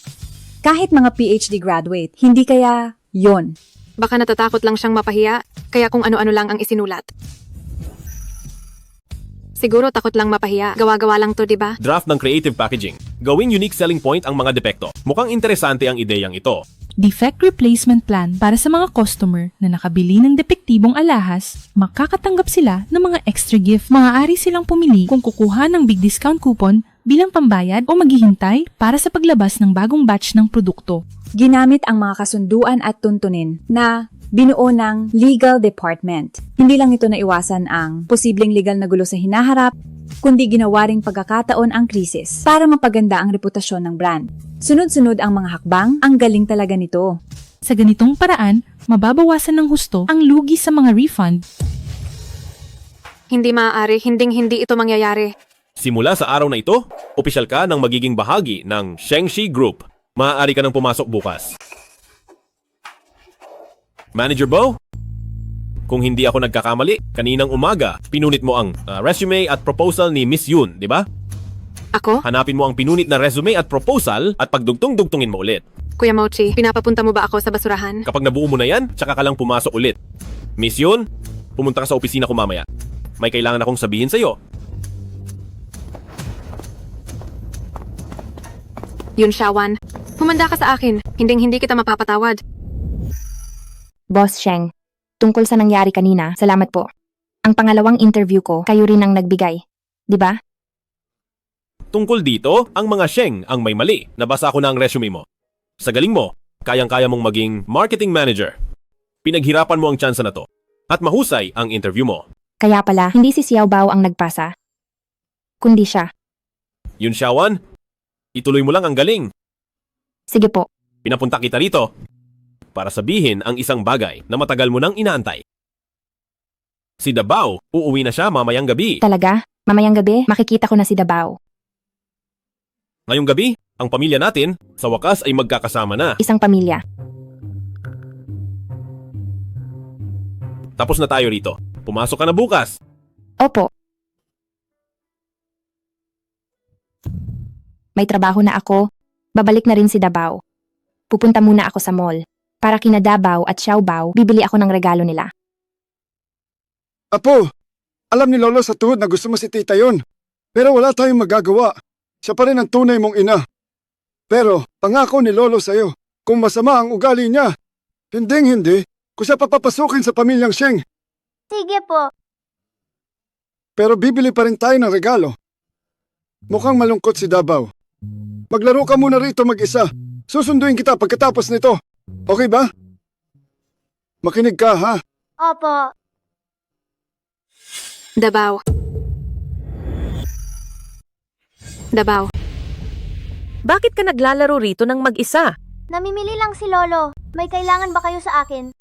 Paano ba magsalita ang batang ito? Bakit wala siyang modo? Mama, sabi mo ang regalo ni Lolo Sheng ay pambawi para sa akin, di ba? Pinahalukay kasi ako ni Kuya Mochi sa basura. Sobra na talaga ang ginawa niya. Hindi po. Para po sa nanay ko ang regalong ito. Hindi ba't si Zuwer ang nanay mo? Siya kaya ang magiging donya ng bahay ng Sheng Group sa hinaharap. Hindi siya. Ang isang masamang tao na tulad niya ay hindi kailanman magiging nanay ko. Ikaw na bata ka, anong klaseng pananalita yan? Zuwer, dapat mo talagang turuan ang batang ito. Ngayon pa lang ay wala na siyang galang. Kapag nakasal ka na sa pamilyang Sheng, siguradong aabusuhin ka lang niya. Halika rito. Humingi ka ng tawad sa akin. Ikaw na makulit na bata, kinagat mo ako? Nambubuli kayo ng bata sa harap ng marami. Sobra na ang ginawa ninyo. Mama, siya si Yun Shawan. Ikaw pala yung mas masahol pa sa katulong ng pamilyang yun na si Miss Yun. Mukha ka ngang mahirap. Hindi ba itinuro ng pamilyang yun na dapat mong alamin kung sino ka lang ba? Ang alam ko lang, ang pagiging matapobre para magmukhang mataas at ang pagiging bully ay isang napakapangit na gawain. Ikaw, napakayabang mong matabil na bata, ang lakas ng loob mong sumagot sa nakatatanda. Kayong dalawa, pareho kayong walang modo at walang disiplina, mga batang pasaway. Isa-isa kayo, may nanay nga pero mga batang walang nagpalaki. Hindi ako ganoon, pati na rin si tita. Oo, hindi nga ang tita mo. Dahil isa lang siyang babaeng nanunukso ng lalaki. Nanay na nananakit, anak na babae na nagkakalat ng fake sex rumors. Ngayon ko lang nakita, ang asal ng pamilyang Bo. Mama, tignan mo siya, pupunitin ko ang bibig mo. Sinampal mo ako? Ikaw talaga ang sasampalin ko. Mama, sinaktan niya ako. Nilalapastangan niya ang pamilyang Bo. Sino kang mananakit sa pamilyang Bo? Anong ginagawa niyo rito? Anong nangyayari? Anong nangyayari? Papa, kinaapi niya kami ni tita. Tinatawag din ng batang ito si Sheng Mochi na papa. Kuya Mochi, tamang-tama ang dating mo. Naging bastusan si Sheng Jin sa amin ni nanay. Mas masama pa itong si Yun Shawan. Sinampal niya ako sa harap ng maraming tao. Madam Bo, Miss Bo, kung hindi nyo lang, inuna ang pang-aapi sa bata at nainsulto kaming dalawa. Bakit ako magiging masama sa inyo? Ginawa ko lang iyon para protektahan ang sarili ko. May CCTV sa loob ng mall. Kung hindi kayo naniniwala, pwede nating tingnan ang footage para magkaalaman. May 3 nunal sa likod ng kaliwang tainga. Siya na kaya ang aking tunay na anak? Zheng Yu? Tingnan ang CCTV. Mama. Mosi, hayaan na lang natin ito. Ang nangyari ngayong araw ay ituring na lang na away bata. Kapag tiningnan pa ang CCTV, masasira lang ang relasyon ng ating mga pamilya. Pagsasabihan ko si Zuwer pag uwi namin. Pagbigyan mo na ako sa pagkakataong ito. Mama, wala akong kasalanan. Tumahimik ka. Iniligtas ng pamilyang Bo ang buhay ng aking lolo. Tinuruan ako ni Lolo bata pa lang na igalang ang pamilyang Bo. Dahil nagsalita na si Madam Bo, pagbibigyan ko siya ngayon. Subalit, ang pamilya ko ang aking limitasyon. Naniniwala akong hindi magsisinungaling ang anak ko at hindi ko hahayaang may sinuman na yumapak sa aking dangal. Ang lahat ng kooperasyon natin ngayong taon ay kanselado na. Kuya Mochi, sabi mo pagbibigyan mo si Mama. Ang pagkansela lang sa taong ito ay malaking pagbibigay na. Zuwer, tara na. Ayos ka lang ba? Papa, ayaw ko kay tita Bo bilang nanay ko. Anak, kailan ko sinabi sa'yo na si Bo Yizhu ang iyong nanay? Sinasabi ko sa'yo, ito ang tunay mong nanay. Dabaw, ako ang iyong nanay. Nanay, ikaw nga ang aking nanay. Ano? Ikaw nga ang aking apo sa tuhod na babae. Tadhana nga naman. Tara, apo sa tuhod na babae. Bumili pa tayo ng mga regalo. Tara!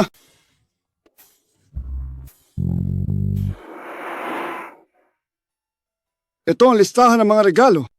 Tingnan mo kung may kulang pa. Lolo, tanda ko na mayroon kayong 2 private planes. at 3 top-tier wine estates. Meron lahat, meron lahat. 5 haciendas, 10 yachts, Lahat ng ito ay regalo ko sa iyo. Tanggapin mo na ito. Narinig ko kay Mosi ang nangyari sa iyo sa pamilyang yun at sumasama ang loob ko. Gusto kong ibigay ang lahat ng magagandang bagay sa iyo. Huwag kang mag-alala. Hindi nahahayaan ni Lolo na kahit sino ay apihin ka pa. Salamat po, Lolo.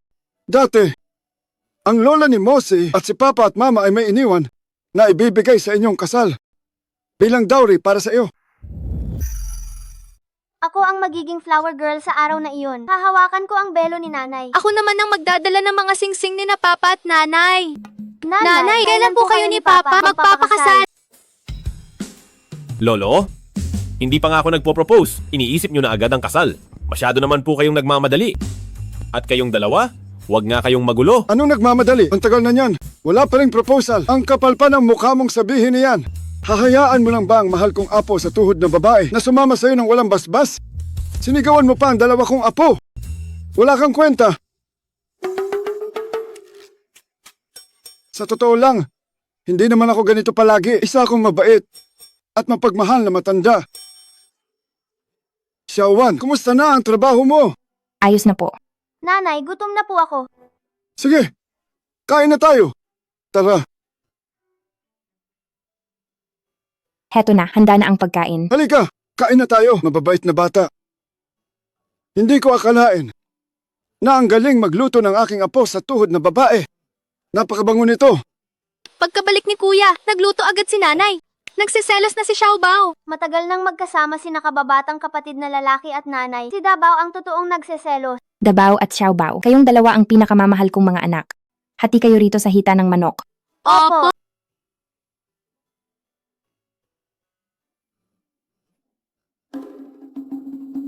Ang 2 bote ng alak na ito ay ako mismo ang gumawa. Tikman niyo rin ito ngayon. Lolo, kailan pa kayo gumawa ng alak? Gagawa ang lolo mo ng alak. Kailangan ko pa bang ipaalam sa'yo? Salamat po, Lolo. Ang bango po, masarap din ang lasa. Oras na para sa aking apo at apo sa tuhod ng babae na mas mapalapit sa isa't isa.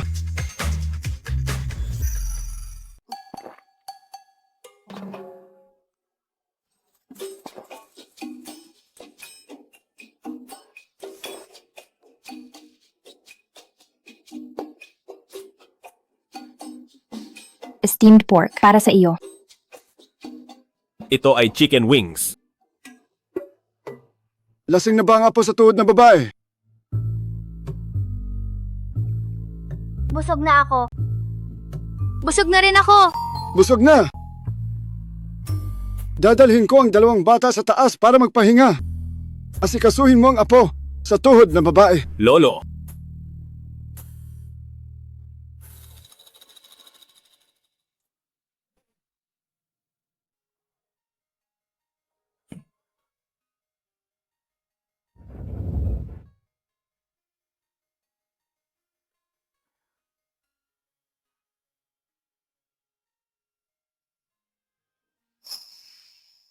Sheng Mochi, bakit hindi ko napansin noon? Ang gwapo mo pala.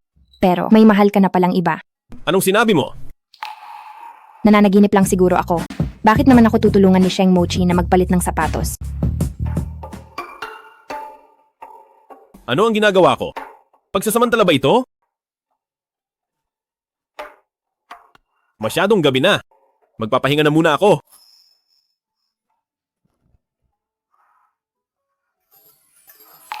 Panaginip lang naman ito. Anong masama kung halikan kita?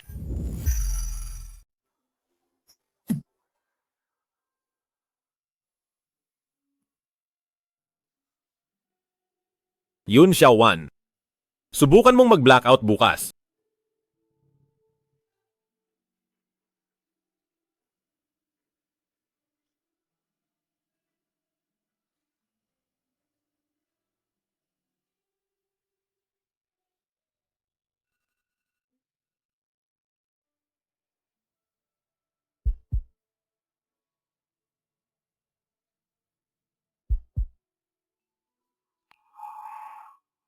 Ano ba ang ginawa ko kagabi? Ang nangyari kagabi, naalala mo na ba? Dapat ko bang maalala? Kailangan mo bang tulungan kitang maalala? Hindi na kailangan iyan. Ayos lang kung ayaw mong maalala. Pero hindi ba dapat? Panagutan mo ako? Matatanda na tayo. Ang nangyari kagabi, ituring na lang nating hindi nangyari. Anong sabi mo? Hindi ka naman lugi, di ba? Bakit kailangang ako ang managot? Bakit? Ikaw ang nauna kagabi. At saka, may anak na tayo ngayon? Hindi ba dapat panagutan mo ako? Pero kahit ganoon, hindi naman ako ang gusto mo. Paano ako mananagot? Patay. Unang araw ko sa trabaho. Ayos lang, nandito ako. Ihahatid kita mamaya. Wag na, magta-taxi na lang ako. May tao bang pagkatapos ng lahat ay hindi na mamumukod? At 2 beses pa. Hello sa inyong lahat. Ako ang bagong marketing manager Yun Xiaowan. Sana ay magkasundo tayo. Dapat kang ang turuan dahil hindi lang nawalan ang mga yon ng $5 million na order, kundi pumasok ka pa sa kumpanya sa pag-akit kay Boss Sheng. Manager. Master's graduate ako para maging boss ko. Dapat ay may doctorate, di ba? Bakit ka pa nakikipag-usap sa kanya? Hindi mo ba narinig kay Manager Bo na pumasok siya rito? Dahil kay Boss Sheng? Yun group, ang pagkawala ng $5 million. Ang pananagutan ay hindi dahil sa aking kakayahan sa trabaho. Ako ay nagtapos sa Universidad ng Haicheng.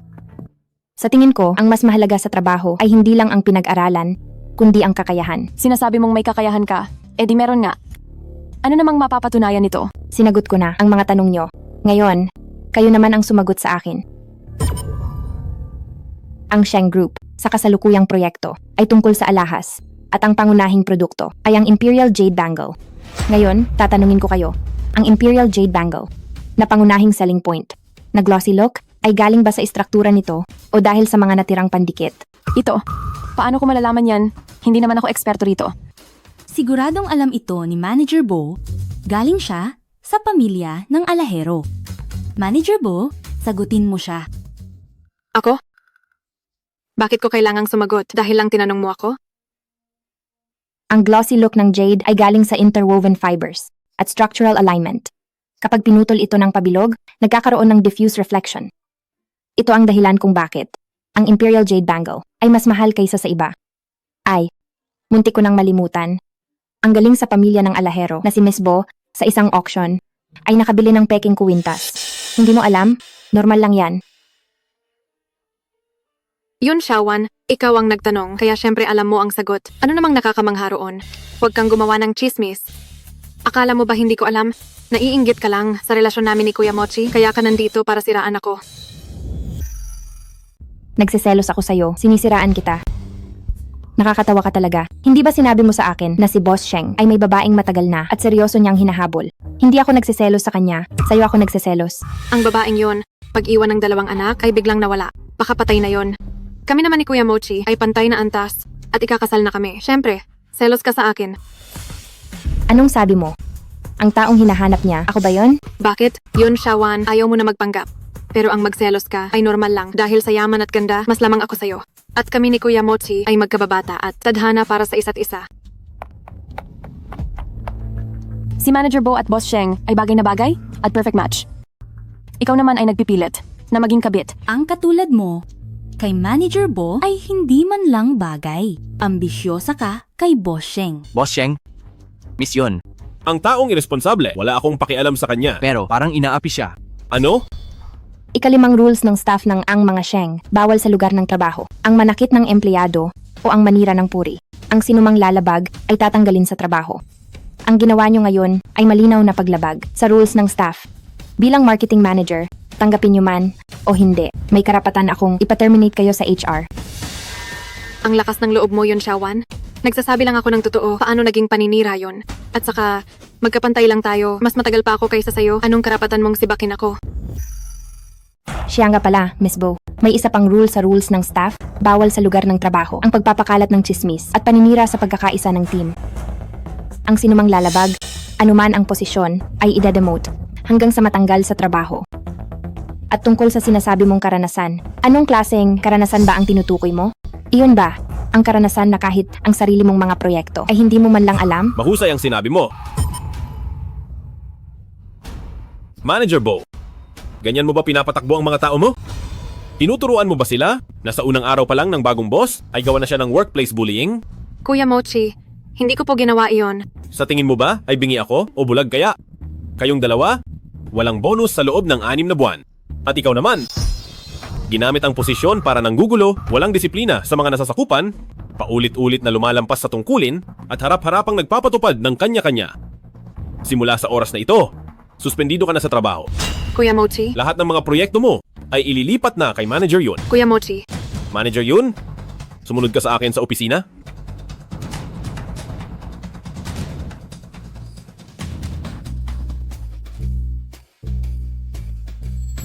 Panaginip lang naman ito.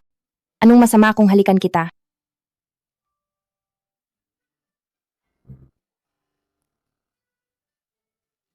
Bakit ang pula ng mukha mo at bakit ka nakatingin sa akin?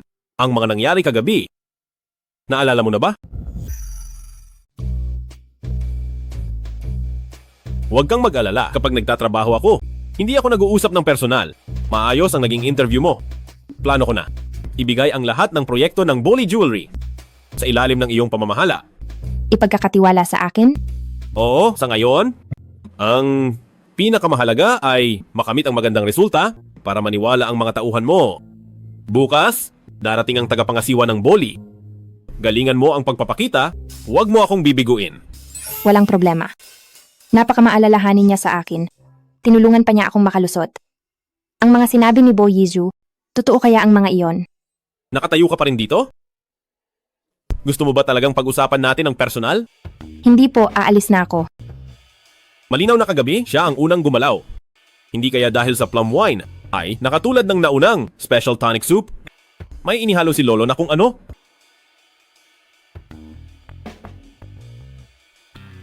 Lolo, may inihalo ka ba sa alak? Sobra na talaga ang ginagawa mo.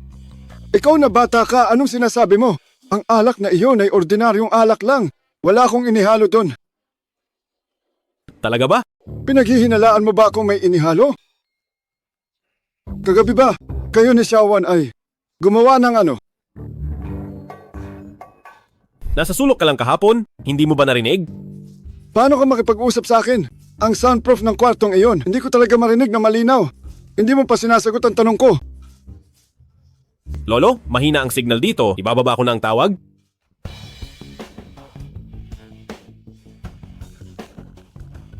Siguradong nahihiya lang siya dahil sa ikinikilos niya ngayon. Hindi kaya pinapahiwatig niyang ako ang mauna? Mama, bakit hindi mo kausapin si Kuya Mochi para hindi niya ako suspindihin? Paano niya nagawa dahil sa hamak na babaeng yon na ganituhin ako? Ibinigay pa ang Bolly Jewelry, ang proyektong yon sa kanya. Akin dapat yon. Hindi ba't dahil masyado kang nagmamadali, unang araw pa lang niya sa trabaho, gumawa ka na agad ng gulo at ginamit mo pa ang pinakatangang paraan?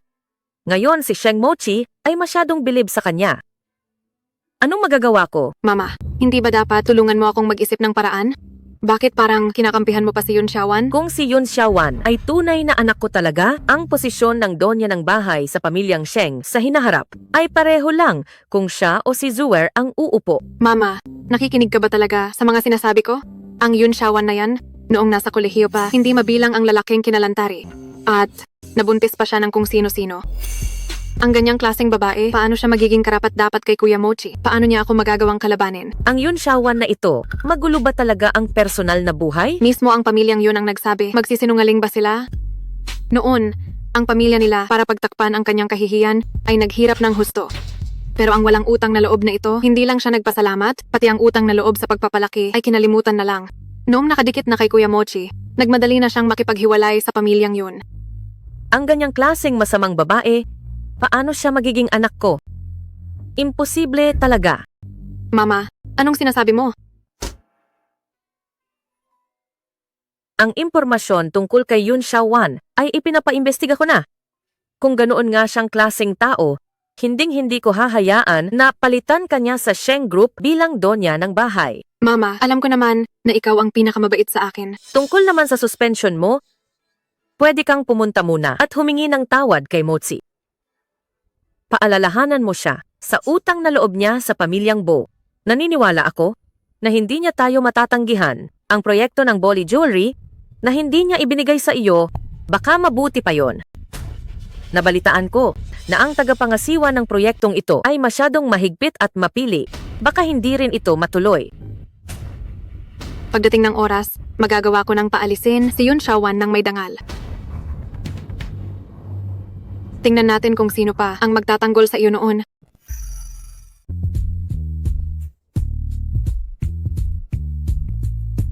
Sakay na. Ihahatid kita. Wag na po. Nakatawag na ako ng sasakyan. I-cancel mo? Wag na. Baka kasi makita tayong magkasama sa trabaho, hindi maganda ang maging epekto sa iyo. Nandito na ang sasakyan ko. Mauna na ako. Hay, ikaw talaga. Ako na nga itong lumalapit. Nahihiya pa rin ba siya? Boss Sheng, sa tingin ko si Miss Yun ay may sariling dahilan. Sabi-sabi ngayon sa kumpanya. Pumasok lang siya dahil sa inyo. Bago matapos ang proyektong Bolly, tama lang na umiwas muna siya sa inyo. Pero, mahirap din ang proyektong ito. Tumahimik ka. Naniniwala ako sa kanya. Ang tagapangasiwa ng Bolly Group.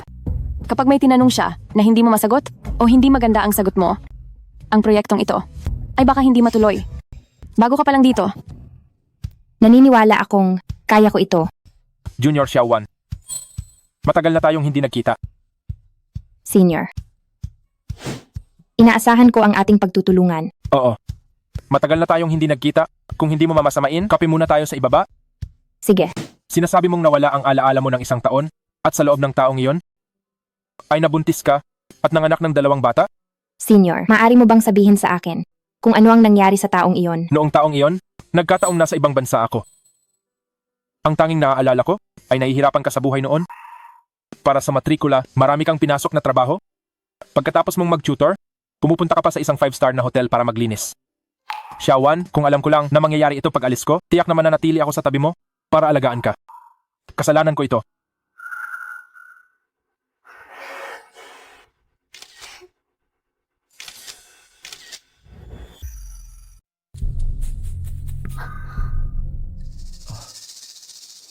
Senior, mabuti naman ang lagay ko ngayon. Noong nagdesisyon ako noon na isilang ang 2 batang ito, siguradong inasahan ko ang pagdating nila. At saka, napaka-cute nilang 2. Pero hindi ko alam kung bakit kailangan ko silang ipamigay noon. Xiaowan. Pero, dahil sa mga pagkakataong ito, nakilala ko rin ang taong mahal ko at gusto kong bumuo ng pamilya kasama siya. Oo. Boss Sheng, doon kay Miss Yun, baka gusto niyo siyang puntahan? Sabi ko na, naniniwala akong kaya niya. At saka, kailangan ko ring umiwas sa chismis. Hindi po. Ang tagapangasiwa ng proyektong Bolly. Siya ay... Kuya Mochi, may mahalaga akong sasabihin sa iyo. Walang pahintulot. Sinong nagbigay sa'yo ng karapatang pumasok sa opisina ko? Zhengyu, tawagin mo ang gwardya. Kuya Mochi, pumunta ako rito sa kumpanya ngayon para sana humingi ng tawad sa iyo, pero nakita ko ito sa ibaba ng gusali. Sabi nila mahirap ang proyektong Bolly, paano ito nakuha ni Yun Xiaowan? Ginamit lang pala niya ang ganda niya? Hindi pa ba sapat na nasa kanya ka na, nasa ibaba pa siya ng kumpanya, harap-harapang nakikipag-date sa ibang lalaki? Nagagalit lang ako para sa iyo dahil hindi ito tama. Kung ganoon, ang bait mo pala. Kuya Mochi, ang babaeng gaya ni Yun Xiaowan na mahilig makipag-flirt, paano siya naging karapat-dapat na asawa mo? Tan. Tama na. Kung hindi ako nagkakamali, suspendido ka na, di ba? Ngayon din, lumayas ka sa opisina ko. Kuya Mochi. Alice. Siguradong galit si Kuya Mochi kay Yun Xiaowan. Ngayon tingnan natin kung sino pa ang mangangahas na makipag-agawan sa akin bilang donya ng bahay ng Sheng Group. Manager Yun, pinapapunta ka ni Boss Sheng sa opisina niya. Sige.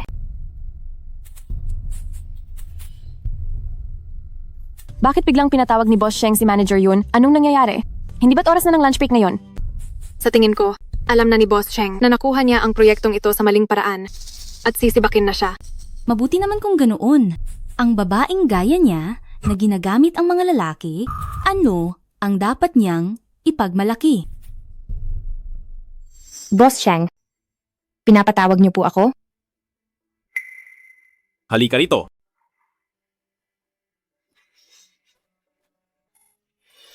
Huwag kang gagalaw.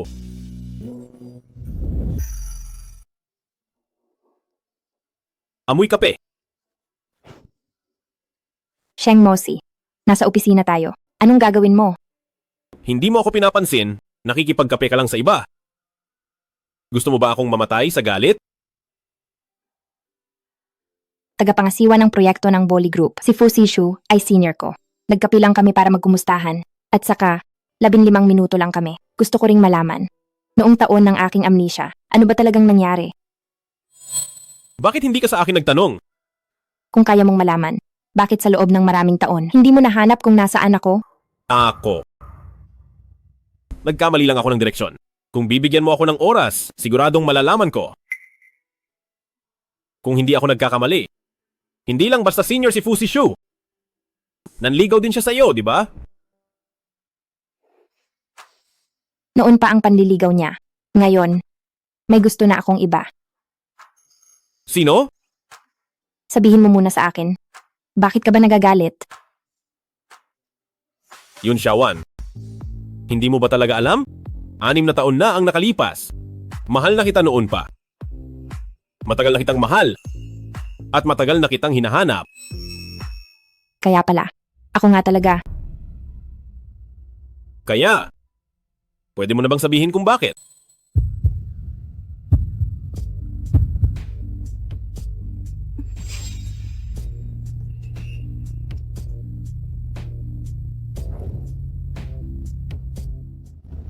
Yun, Xiaowan. Kapag nabunyag na ni Kuya Mochi ang totoo, titingnan ko kung paano ka matatapos.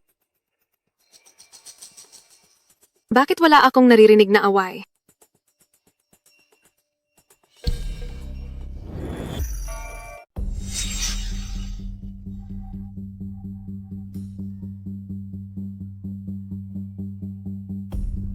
Mama, ano? Nalaman mo na ba ang tungkol sa pagbubuntis ni Yun Xiaowan noon? Sige, uuwi na ako agad. Ito ang mga nakuha ng private detective na kinuha ko. Ang record ng panganganak ni Yun Xiaowan at ang mga medical notes. Siguro alam niyang nakakahiya ito. Kaya sa maliit na klinika lang siya nagpa-check up. Hindi pa kumpirmadong buntis, pero nagpa-check up na sa OBGYN. Kung hindi siya nakikipagtalik kung kani-kanino, bakit siya magpapa-check up doon? Nalaman din ng private detective na noong nanganak si Yun Xiaowan, ang landlord niya ang nag-alaga sa kanya. Sayang lang at ang landlord na iyon ay patay na ngayon. Ang anak na babae lang niya ang nahanap ko. Sinabi sa akin ng anak niya na itong si Yun Xiaowan, para lang maging gold digger at magtamasa ng karangyaan, ay nakiusap sa nanay niya na ang 2 batang pabigat ay ibenta sa kabundukan. Ipinanganak si Yun Xiaowan sa Noche Buena.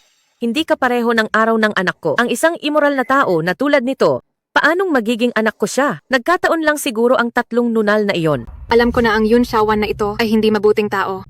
Ipakikita ko na ang mga ebidensyang ito kay Kuya Mochi ngayon din. Bakit ka nagmamadali? Sa makalawa, hindi ba't kaarawan na ng 2 bata sa Sheng Group? Sa harap ni matandang Ginoong Sheng at ng lahat ng mga bisita, ibubunyag natin ang totoong pagkatao ni Yun Xiaowan.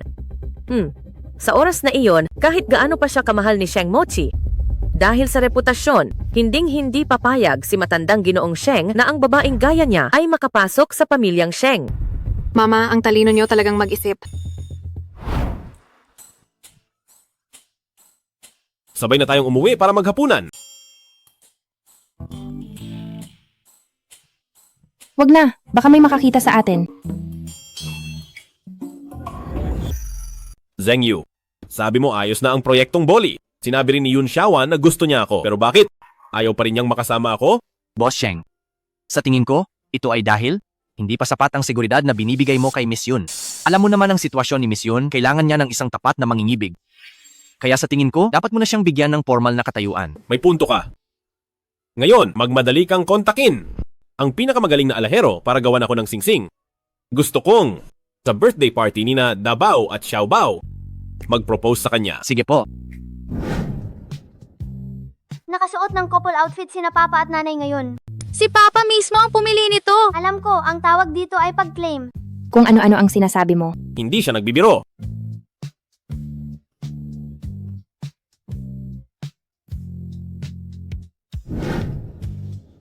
Umapit ka sa braso ko. Mga panauhin, ipinapahayag ko na formal nang nagsisimula ang birthday party. Salamat sa inyong lahat sa pagdalo sa birthday party ni Dabao at Xiaobao. Ngayon, may gusto akong ipakilala sa inyo, si Yun Xiaowan. Siya ang tanging asawa ko, si Sheng Mochi, at siya rin ang tunay na ina ni Dabao at Xiaobao. Kuya Mochi, ang babaeng ito ay hindi karapat-dapat na maging ina ng mga bata at hindi rin karapat-dapat na maging asawa mo. Ang lakas ng loob mo. Nagpadala kami ng imbitasyon sa pamilyang Bo dahil matagal nang magkakilala ang ating pamilya. Kung hindi kayo narito para magbigay pugay, kundi para lang manggulo, pakiusap. Isama niyo ang mga taong ito at umalis na kayo sa kaarawan ng aking apo. Lolo Sheng, kung talagang malinis ang konsensya ni Yun Xiaowan, handa akong magbigay ng aking pagbati. Ngunit ang babaeng ito, iba ang pinapakita sa harap kaysa sa likod. Pinapaikot lang niya kayong lahat. Hindi ko na ito kayang palampasin. Ang dalawang ito ay hindi ibang tao. Sila ay mula sa pamilyang Yun at kay Yun Xiaowan, sila ang nagpalaki sa kanya ng maraming taon. Si Yun Xiaowan at ang pamilyang Yun ay wala na pong anumang koneksyon. Ang disown papers ay kayo mismo ang pumirma. Sana ay tandaan nyo ang bunga ng paglabag dito. Zheng Yu, paalisin sila. Tito Sheng, Mosi, maaring padalos-dalos ang pananalita ni Zuer, pero ginagawa lang niya ito para sa inyo. Nakita kitang lumaki, at dahil sa pag-aalala, sinubukan ko ring imbestigahan ang background ni Miss Yun. At sa aking pag-alam, wala akong nahanap na magandang balita. Nag-aalala ako na hindi sapat ang mga dokumento. Ang dalawang ito ang mga saksi sa aking nalaman. Tama. Ang batang si Yun Xiaowan, pinalaki namin siya ng 20 taon. Kung anong klaseng tao siya, kami ang mas nakakaalam. Chairman Sheng, Boss Sheng, huwag kayong magpapadala sa kanyang panlabas na tila mabait at masunuring anyo. Sinungaling kayo! Naaalala ko na inaapi niyo ang aking nanay. Naaalala ko rin na inaapi niyo ang aking nanay. Yun, Xiaowan. Kung wala ka talagang itinatago, dapat ay pakinggan mo ang aming mga ebidensya. Ang pagpapaalis sa amin ay tila pag-amin ng sala. Kung wala silang matibay na ebidensya, sino ang manggugulo sa party ng munting prinsipe? Bakit hindi natin pakinggan? Ano ang dapat ikatakot kung malinis ka? Oo nga naman. Baka naman natatakot lang siya. Wala akong dapat ikahiya. Sige. Ito ang record ng pagsusuri ni Yun Xiaowan para sa sakit at pagbubuntis noon. Ang isang disenteng babae. Bakit magpapasuri ng ganito? Hindi ko akalain na mukhang inosente siya, pero ganito pala siyang klase ng babae. Baka nga, hindi lang si Boss Sheng ang lalaki niya. Siguradong curious ang lahat. Dahil nabuntis si Yun Xiaowan, nanganak ba talaga siya? Nasaan na ang bata? Madam Yun, Miss Yun, kayo na ang magsabi sa lahat. Kahit hindi kasing yaman ng pamilyang Sheng o ng pamilyang Bo, marangal pa rin kaming pamilya. Ang ampon na anak ko para sa matrikula. Madalas pumunta sa aliwan para ibenta ang sarili. Nabuntis pa ng kung sinong lalaki. Ang anak na iyon. Bilang ampon na ina niya, nahihiya ako para sa kanya. Pero walang kasalanan ang bata. Balak ko sanang kunin ang bata at palihim na alagaan. Sino ang mag-aakala? Mabait ang mama ko. Ang mga natitirang sasabihin. Ayaw niyang sabihin, kaya ako na. Itong si Yun Xiaowan. Pinabenta na niya sa landlady ang anak niya, sa kabundukan. Dahil takot siyang mapahiya. At baka hindi na makahanap ng lalaki. Pero sa huli, naawa pa rin si mama sa ate ko. Kaya tinulungan siya. Naitago ang kahiyahiyang balitang ito. Yun Xiaowan, napakasama ng puso mo. Pati sariling anak ibebenta mo. Kung bibilangin, 1 buwan pa lang siguro ang mga batang iyon. Hindi ba ninyo napapansin na ang daming mali sa kwento nyo? Kung mabuti ang pamilyang yun sa akin, bakit kailangan ko pang magtrabaho? Kung takot ako sa reputasyon ko. Noong buntis ako, pwede ko namang hindi ituloy ito. Ang pagtatago nyo ng balita, para ba talaga sa akin o para sa sarili nyo? Magpakatotoo kayo sa sarili nyo. Ikaw ang nagpumilit na patunayan ng sarili mo na kaya mo nang walang tulong namin sa Universidad ng Haicheng. Bakit? Ngayon kami pa ang tatanungin mo. Sino ang nakakaalam kung bakit ka nanganak? Baka para pirahan ang tatay ng bata. Pero hindi ka kinilala ng tatay. Kaya binenta mo ang bata sa kabundukan. Yun Xiaowan, malapit na ang katapusan mo. Huwag ka nang magmatigas. Patay na ang landlady noon. Pero mayroon akong recording ng kanyang anak na babae. Nabanggit ito ni Mama. Noong si Yun Xiaowan, hindi siya makakain ng sapat, pati ang mga bata ay gutom din. Laging nagrereklamo ang mga kapitbahay dahil sa iyak ng sanggol. Sa huli, gusto pa niyang ipabenta kay Mama ang 2 batang ito para sa pera. Yun Xiaowan, narito na ang lahat ng ebidensya. May gana ka pa bang sabihing wala kang kasalanan? Tito Sheng, Mosi, narinig niyo naman siguro yon. May masamang balak ang babaeng ito, hindi siya karapat-dapat pumasok sa pinto ng pamilyang Sheng. Lalong hindi karapat-dapat na protektahan siya ni Dabaw at Xiaobao at tawagin siyang nanay. Kahit hayop mahal ang anak, nagawa pa niyang ibenta ang sarili niyang mga anak. Kung sa sariling anak ay ganyan siya, sino ang nakakaalam? Kung sa hinaharap ay sasaktan niya ang 2 munting tagapagmana. Tama na. Ang mga anak ni Yun Xiaowan ay akin. Kuya Mosi, nababaliw ka na ba sa galit? Hindi niya ibinenta ang mga bata sa kabundukan, kundi dinala niya sila sa pamilyang Sheng. Imposible, hinding-hindi yan mangyayari. Mismong ang landlady ang nagsabi sa akin na ibinenta ni Yun Xiaowan ang mga bata sa kabundukan. Nagkataon lang, may nahanap din akong ebidensya. Zheng Yu. Ito.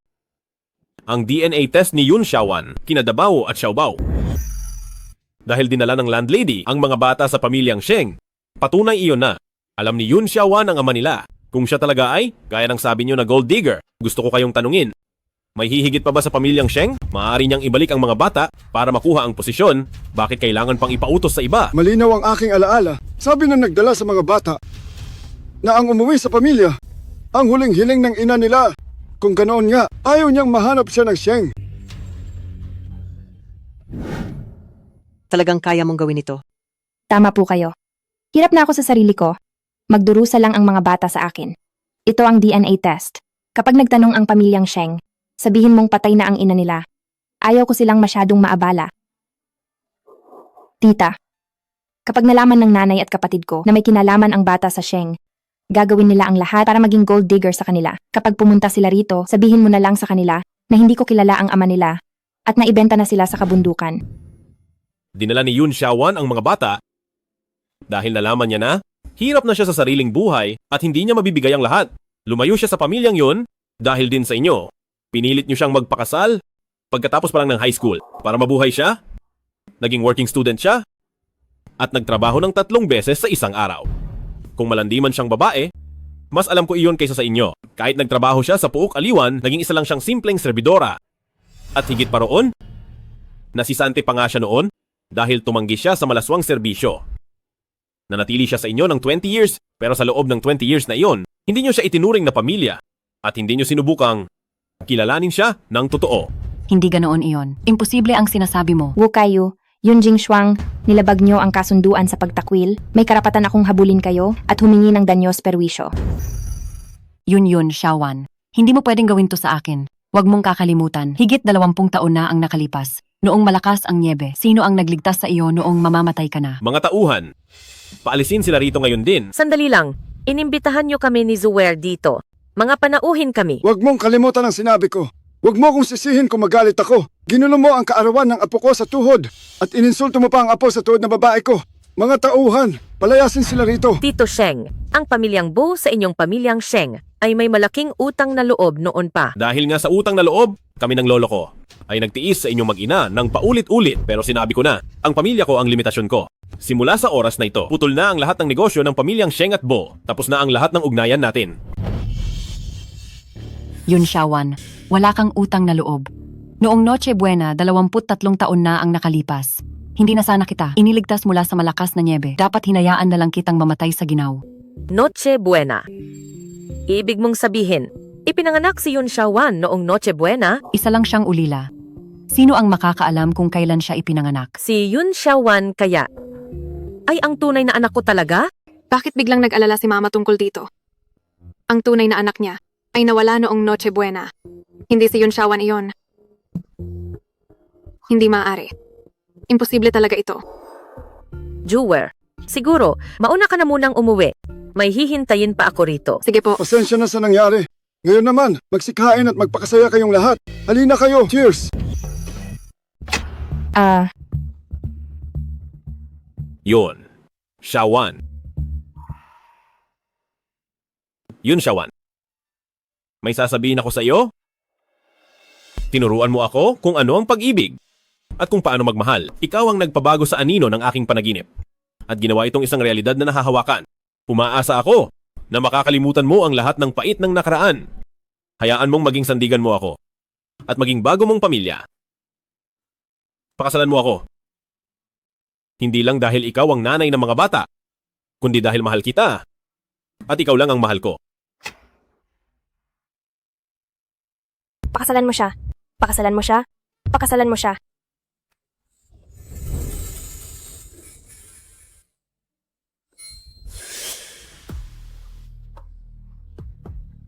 Ha ha ha ha ha. Oh. Ha ha ha ha. Ay naku. May masasamang taong nanggulo sa birthday ko ngayon. Pero, naging masaya pa rin ako. Ito na ang pinakamasayang birthday na naranasan namin. Salamat sa inyong lahat.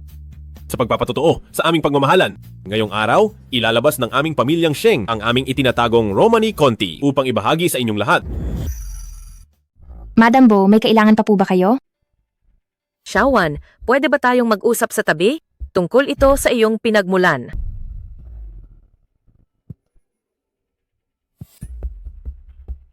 Ano iyon? Sige, sabihin mo na. Sa totoo lang, mayroon akong isang tunay na anak. Ipinanganak siya noong Nobyembre 24, pagkalipas ng isang buwan. Iyon ay noong Disyembre 24. Naghanda ang pamilyang Bo ng handaan para sa kanya. Pero hindi ko akalain. Sinamantala ng yaya ng pamilyang Bo ang dami ng tao. Ninakaw siya mula sa aking silid. Malakas ang snow noon at walang CCTV. Ako. Yun, Xiaowan. Hindi pa sapat na inagaw mo si Kuya Mochi. Ngayon pati si nanay ay aagawin mo rin. Yun, Xiaowan, mamatay ka na. Mag-ingat ka.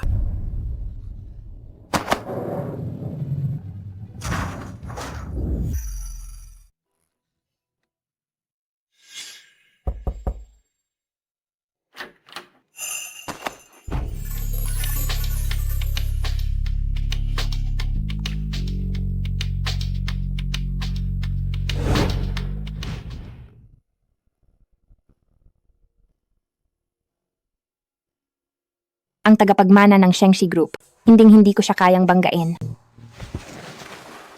Iha, hindi ka naman may sakit. Buntis ka. Tingnan mo ito. Congratulations sa'yo. Kung itutuloy ko ang pagbubuntis, ibig bang sabihin nito, magkakaroon na ako ng pamilya?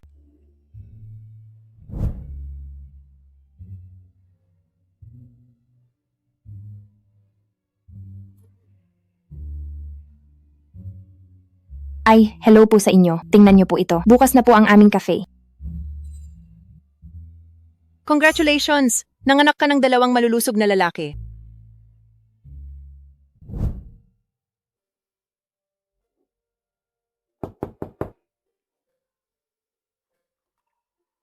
Landlady, bakit po kayo napadpad dito? Alam kong mahirap magtrabaho ng may 2 anak. Pero ang upa at mga bayarin, 3 buwan ka na pong huli sa bayad. Bukas na po ang sahod ko. Ibabayad ko po agad sa inyo pagkatapos.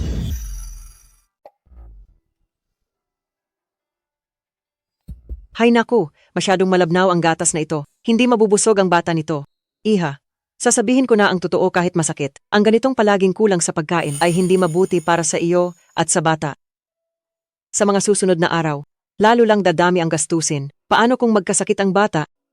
Kaya mo bang bayaran ng panggamot? Tungkol sa mga bata, dapat ay sabihin mo na sa kanilang papa, kausapin mo na siya. Mas gagaan ang lahat kung 2 kayong magtutulungan. Alam ko na po. Walang kwenta si nanay. Hindi ko kayo maalagaan ng mabuti. Talaga bang kaya mong gawin ito? Tama po kayo. Hirap na nga akong buhayin ang sarili ko. Lagi lang naghihirap ang 2 bata sa akin. Ito ang DNA test. Kung magtanong man ang pamilyang Sheng, sabihin mo na lang. Napatay na ang nanay ng mga bata. Ayaw ko ring masyadong abalahin ang pamilyang Sheng. Siya nga pala.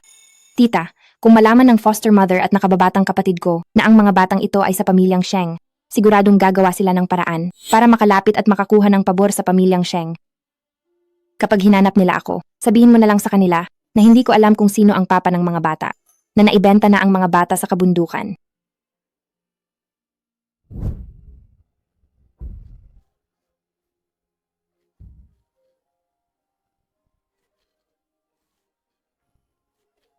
Mga anak. Aking mga anak. Mga anak.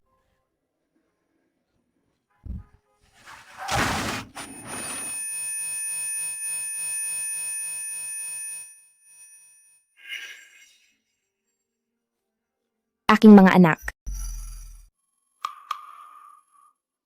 Ang anak ko. Gising ka na. Narito kami.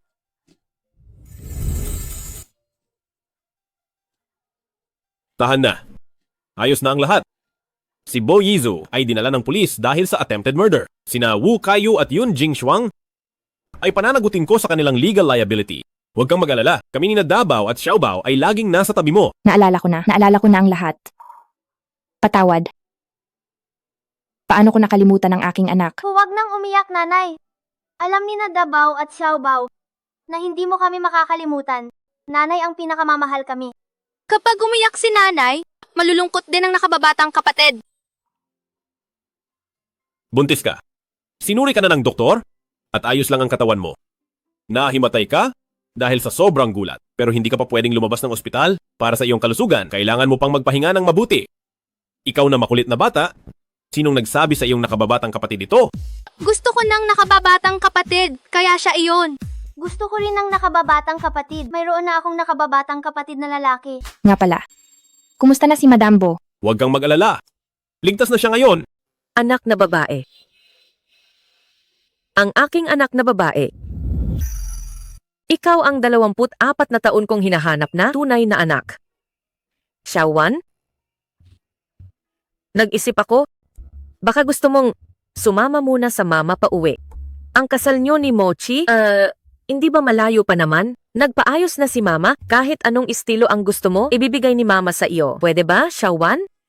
Ikaw pala yung Miss Yun na mas masahol pa sa katulong ng pamilyang yon. Mukha kang mahirap? Hindi ba itinuro sa pamilyang yon na dapat kilalanin mo muna ang iyong katayuan? Siguradong curious ang lahat. Dahil nabuntis si Yun Xiaowan, nanganak ba siya talaga? At nasaan na ang bata? Madam Yun, Miss Yun, sabihin niyo sa lahat ang totoo. Tito Sheng, Mosi, narinig niyo naman siguro. Ang babaeng ito ay may masamang balak, hindi siya karapat-dapat na pumasok sa pinto ng pamilyang Sheng. Lalong hindi karapat-dapat na protektahan siya ni Dabaw at Xiaobao at tawagin siyang nanay. Huwag na, hindi ako sasama sa iyo sa pamilyang Bo. At hindi kita tatawaging nanay. Ito ba? Dahil ba kay Zuwer? Bukas na bukas, itatalwil ko na siya bilang anak ko. Sa tuwing nakikita kita, naaalala ko, ang pagpahiya niyo sa akin ni Boy Ju, isinama mo pa ang mag-inang yun, para gawan ako ng chismis at saktan. Sinuri mo ang background ko, matagal mo nang pinagdudahan ang pagkatao ko, pero ayaw mong aminin, dahil sa tingin mo, ang isang immoral na nabuntis agad, ay hindi karapat-dapat maging anak mo. Hindi ganoon, Xiaowan, hindi ganoon. Gusto mo ba akong kilalanin ngayon? Dahil ba tinatanggap mo na ako talaga? O dahil lang, gusto mong gamitin ako para mapalapit sa pamilyang Sheng? Hindi, Xiaowan. Makinig ka sa paliwanag ko. Ako, noon ay dahil sa... Wag na, Madam Bo. Hayaan na nating lumipas ang nakaraan. Ang mga bagay na ito para sa akin ay hindi na mahalaga. Mayroon na akong pamilya ngayon, pati sina Dabaw at Xiaobao. Mahal nila ako, at masaya na ako ngayon. Xiaowan, ikaw na lang ang tanging kamag-anak ni nanay ngayon. Hindi mo ba pwedeng kaawaan si nanay? Kailangan ko nang magpahinga. Nasaktan ka rin? Bumalik ka na sa kwarto para magpahinga. Mula ngayon, quits na tayo. Xiaowan, ikaw. Madam Bo, kailangang magpahinga ng aking madam. Kung itutuloy mo pa ito, huwag mo akong sisihin kung maging malupit ako. Xiaowan, alam na ni mama na mali siya. Kasalanan nito ni nanay. Alam na ni mama na mali siya.